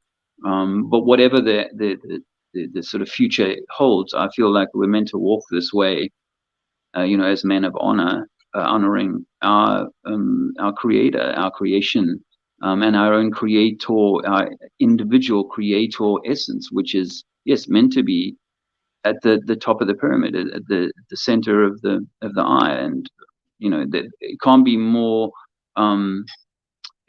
stark to me, and it can't be more of an important thing, so that you've been offered materialism. Do you think materialism is possibly a trap? It's great to have some things, but is it a trap? Yeah, I think so. All the 7 deadly sins are offered here in this world, and one of them is this kind of apathy that to go along with whatever we've been programmed to follow. So yeah, I think I never felt called to do anything like this ever in my life. I was never a public speaker. And I would rather have sat on the sofa and watched some Formula One than go out on the weekend and get hurled abuse at by people in the community. So, but I feel compelled to do that. And while I have the energy to do that, I will continue to do that. I've committed this summer to really pushing my message out there in the streets. I don't get a lot of traction on YouTube for various reasons. But I continue to seek that support and build the community of people. I don't have a long-term agenda that it all needs to be righted in my lifetime, but I have to do my own writing and sail my own ship and be less perturbed by those out there who are maybe not in line to work it out this time. No foul on them. I don't hold a grudge against people. It's a little bit like looking down at the kids in junior school and saying, oh, look at those kids, they don't know anything. Well, that's true, but maybe in lifetimes or in this lifetime something occurs like it did for me to cause me to stop and review things for myself rather than simply watch the BBC and get brainwashed. Dave, let me ask you, actually, let's end on that note, dude, because that was beautiful. I think it's a good ending spot. And I want you to be able to get out and do your thing. Nice warm up, but I do need to get out on the street. Yeah. Why don't you? I dropped Dave's link in a couple times, so did other people. I want to drop it again. Let me do it right now before I forget. I still have copies of my books. If anyone's in the military, they can email me. I sent a copy to an American flat earther just the other day. So I'm happy to do that. You can buy it on Amazon, but I get about 50 cents for every copy. Nice. Guys, sub to Dave, sub to Trinity 4 here, Trinity Dave. Show him your support, guys. He's out there doing the hard work for all of us. Somebody's got to do it. How about Andrea, your lovely wife? I know last time we spoke, she had a presence amongst the community. Is she still offering services? Let's call them therapeutic services to community members. Hi. There she is. Hi, Andrea. It's good to see you. Hi, welcome. Hi. Yeah, I've actually just I finished. I had to do 75 hours of practice clients, and I finished that a month ago. So I've got, for whatever it's worth, I've got the paperwork now to say that I can do it. But yeah, just really in a good place. Want to help. Because while listening to this, what I feel very strongly is part of the reason we defend our beliefs is because we hold that as a protection. Because if I don't know, if I'm wrong, then I'm unsafe. And not only am I not safe, I don't belong, because those are the two main needs or things we want, is to feel safe and to belong. So when we shatter that, we then have to confront the pain, the fear, that we've been protecting ourselves from. And so, yeah, I would love to be able to help people. And she has actually helped quite a lot of people. Yeah, already. unfortunately have a few flat earthers actually that I'm supporting. And yeah, just want to do what I can. It is a journey that we're all on, including me. And yeah, so if anybody does want some support, then please reach out, and we can have a chat. I like that. I like where you're going. I like your emphasis on the effects of trauma on us, and also you're looking at it from an adaptive point of view. And when I say adaptive, I don't mean evolutionary. People confuse those words; they think they're the same. But in the idea that we're pre-programmed as humans, right? Because we seem to be communal beings. I used to say we were social beings, but I see us more as communal now, meaning to say we really exist in and of a family or community dynamic. You know, people like to idealize the rugged individualist that you can just go out and live in the woods on your own. That's not real, guys. It's very, very rare and few and far between. We exist together amongst families and communities. And I agree is that there's a biological imperative or a necessity to go along to get along, so to speak, to not want to rock the boat, because if you in some way become ostracized from the community, your existence, your life is in danger. So I think there's a biological programming imperative to, when faced with things that are not really part of the general consensus, is to reject those, because at that point we're really behaving emotionally. You know, it's a fear response for so many ways. And then you see, like we were discussing earlier, you see people present with cognitive dissonance, confirmation bias, et cetera, et cetera. And I agree with you in a lot of ways. It's adaptive to go along with the herd, so to speak, and that to embrace or discover any sense of self-identity or self-actualization, there's a courage involved with it, because you have to be brave to sort of express yourself as an individual, to get beyond your indoctrination, to get beyond the social mores and beyond the trauma, and to express yourself as a fully functional divine human. So I appreciate all the work you're doing. All right, so I'm going to let you guys go. I want everybody to, if you're inclined, sub the channel, Trinity 4. Show your support, everybody. All right, guys, any final thoughts for the crowd today? For me, from an activism or just a general life point of view, I want to try and meet people where they're at, because I know I've had to come through, or I'm still coming through. And so I think meeting people where they're at, that doesn't mean you don't have boundaries. It doesn't mean I can't be in your energy right now, or your energy is not good for me right now. But at the same time, I want to meet people where they're at. So that's what I would say. Cool. And yeah, I think just don't get lost in the fluff. There's so much that we worry about here, and maybe in the greater scheme of things, all of these horrors, we'll wake up and go, wow, that was only a dream. It seems so horrible. But while we're focused on the horror story, then we're kind of still in the Disneyland mindset, and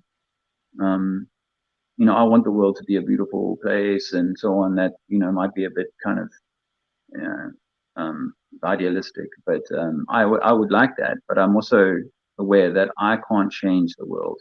I can only change with that, out there so much. I have to change me, and it's an electromagnetic universe, so our thoughts, our vibration, just like Dr. Emoto showed, these things will affect you. It'll affect those around you. And if you're carrying a lot of negativity, then that'll affect your family as well as yourself. So,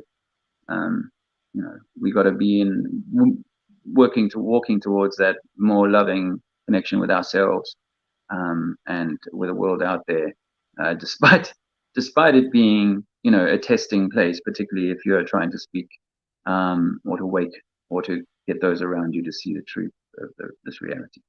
But I appreciate you giving me a little time, Z, and I appreciate your opening remarks and reminding people that activism is an important part of what we do. I do enjoy watching the science-minded guys and some of the other historical guys and so on.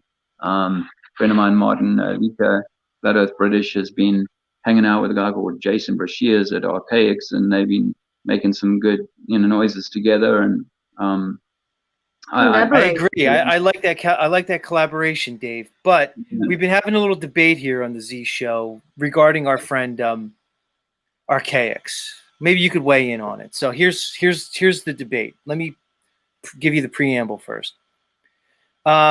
There's a number of members of my show. Solvermist is one of them. He's basically constructing an airship, and we want to go across the ice wall to the outer realms. We want to go to the Iron Republic, to the land of Mu, and also to the Anunnaki people out there. Now, certain people already have a ticket aboard the airship. Like I'm already aboard the airship. Awesome. You and your lovely family, you all have a ticket upon the airship. Martin Leakey has a ticket upon the airship. Matter of fact, Dave, we're going to have Martin Leakey. He's going to be the captain of the airship to Tataria across the ice wall, the Antarctic ice wall. So there's a number of people that already have their tickets on, like Austin Whitsitt, he's in. But here's the question, because we're trying to decide. Does Archaics, Jason Brashears, does he deserve a ticket aboard the airship to the outer lands? Now, I'm reserving my judgment at this point. So far, I'm not convinced that Archaics is deserving of getting out of here on the airship. I'm not sure Archaics has proved himself quite yet in the flat Earth community, at least, to make his way aboard the airship to Tataria. But I'm glad you're here because you could weigh in, and I think your vote is going to hold a lot of sway because indeed you've made your way upon the airship. So here's the question. I think I'm going to say currently Z says no. I say Brashears, Archaics, much love, but I don't think you've earned your ticket aboard the airship yet. Even though you're collaborating with Martin, I'm not sure you've convinced me yet. But let's ask Trinity Dave. Dave, does Archaics deserve a ticket upon the airship to Tataria? We just a week before Martin went out to America, we happened to go around to his house in Wales because we were in that neck of the woods. So it was quite interesting to have a conversation with him just a week or so before he went on this. Right. Oh, we already know Martin already made it. He's literally going to captain the airship, but it's about Archaics. Do we let Archaics aboard? Has he qualified yet? Well, yes or no? I tell you what, I only found the Archaics channel when I was in Spain last year, and a guy called Mike, people know him as Stellium 7, he introduced me to Archaics' channel, and I have, I've been reserving judgment on him, and obviously been trying to poke a little bit of flat Earth along his way. I see, actually, not that I follow regularly, but I've seen a couple of things in the last 2 weeks where I'm like, okay, he's starting to soften an awful lot on the electromagnetic system, and so eventually I think he's going to have to say, obviously the Earth is flat, not a spinning globe. He's almost there, I think, and that it's possibly a flat Earth with this.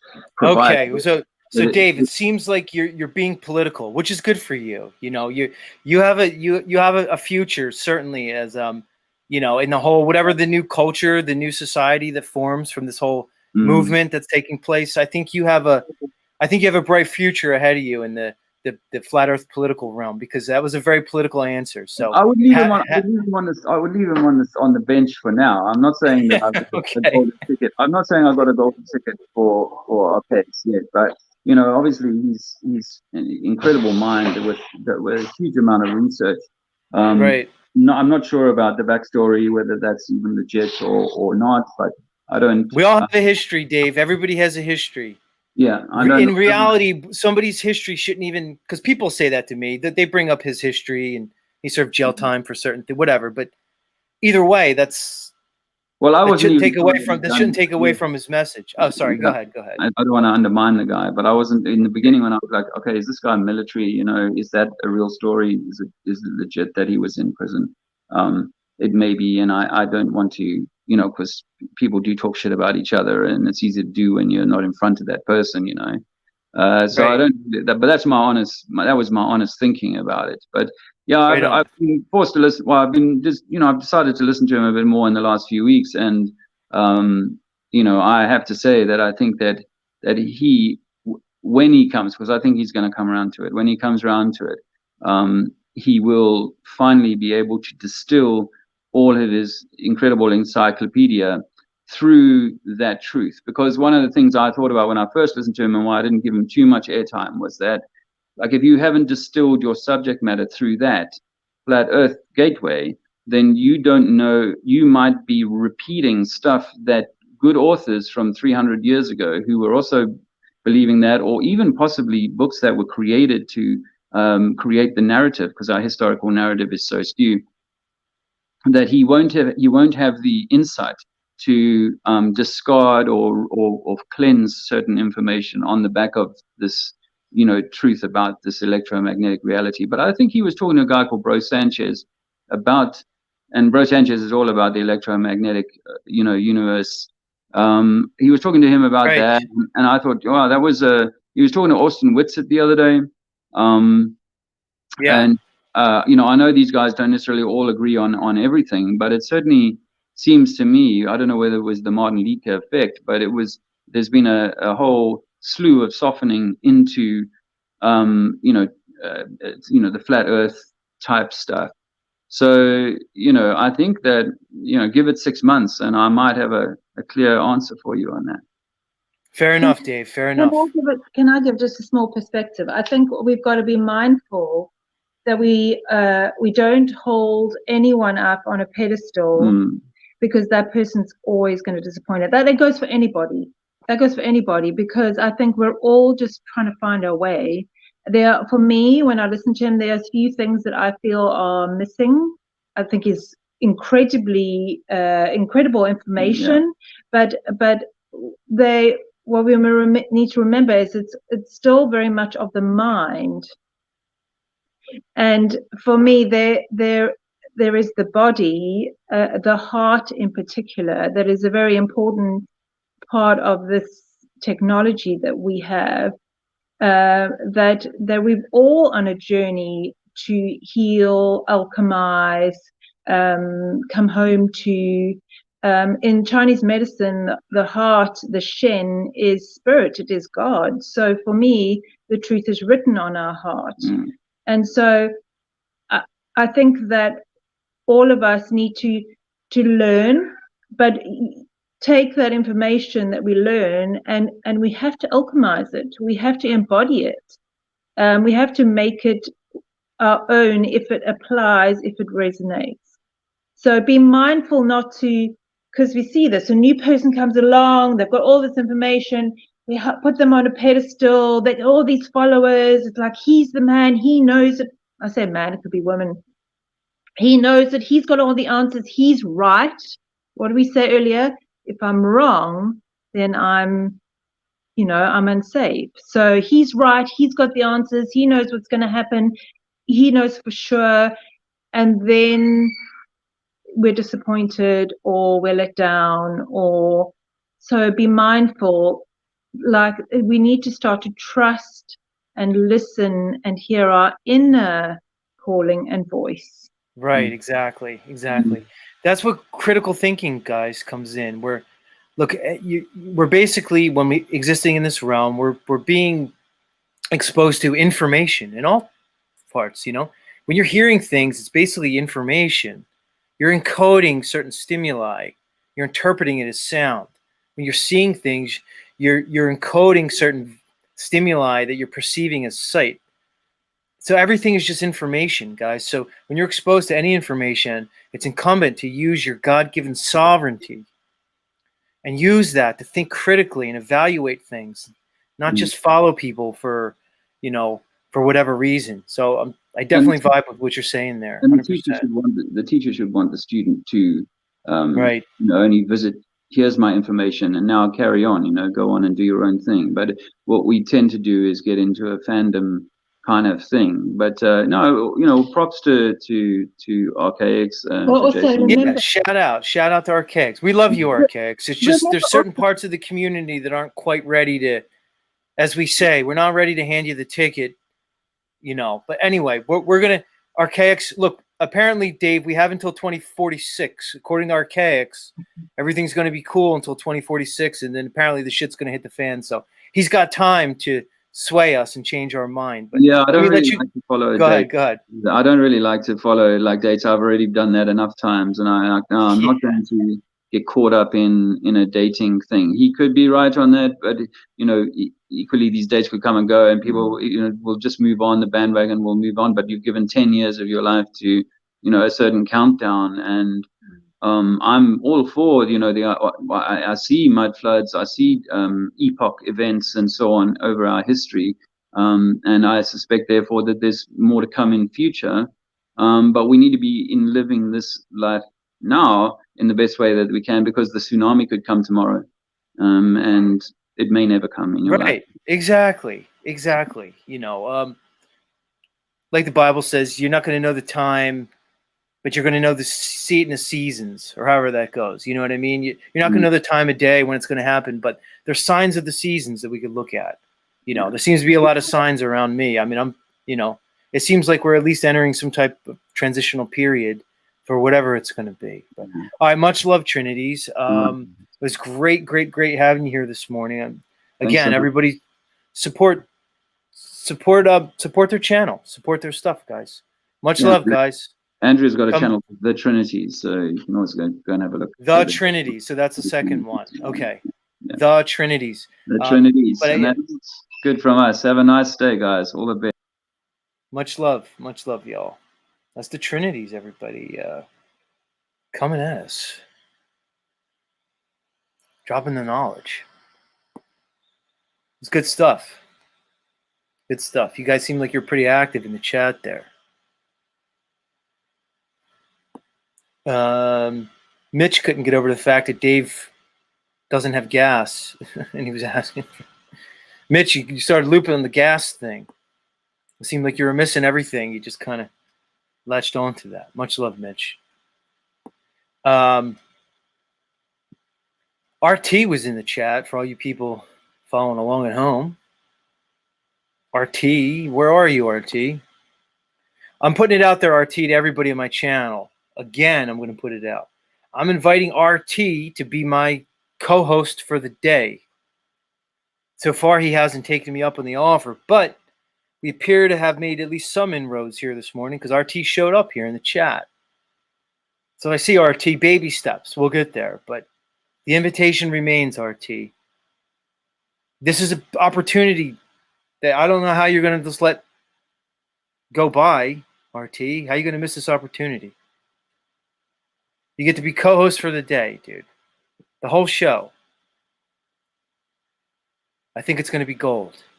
For those who don't know, RT is my earliest and most staunch troll. RT was the first troll I ever experienced here. RT apparently, at least at one point, was looking at me as like some type of devil incarnate here on the metaverse.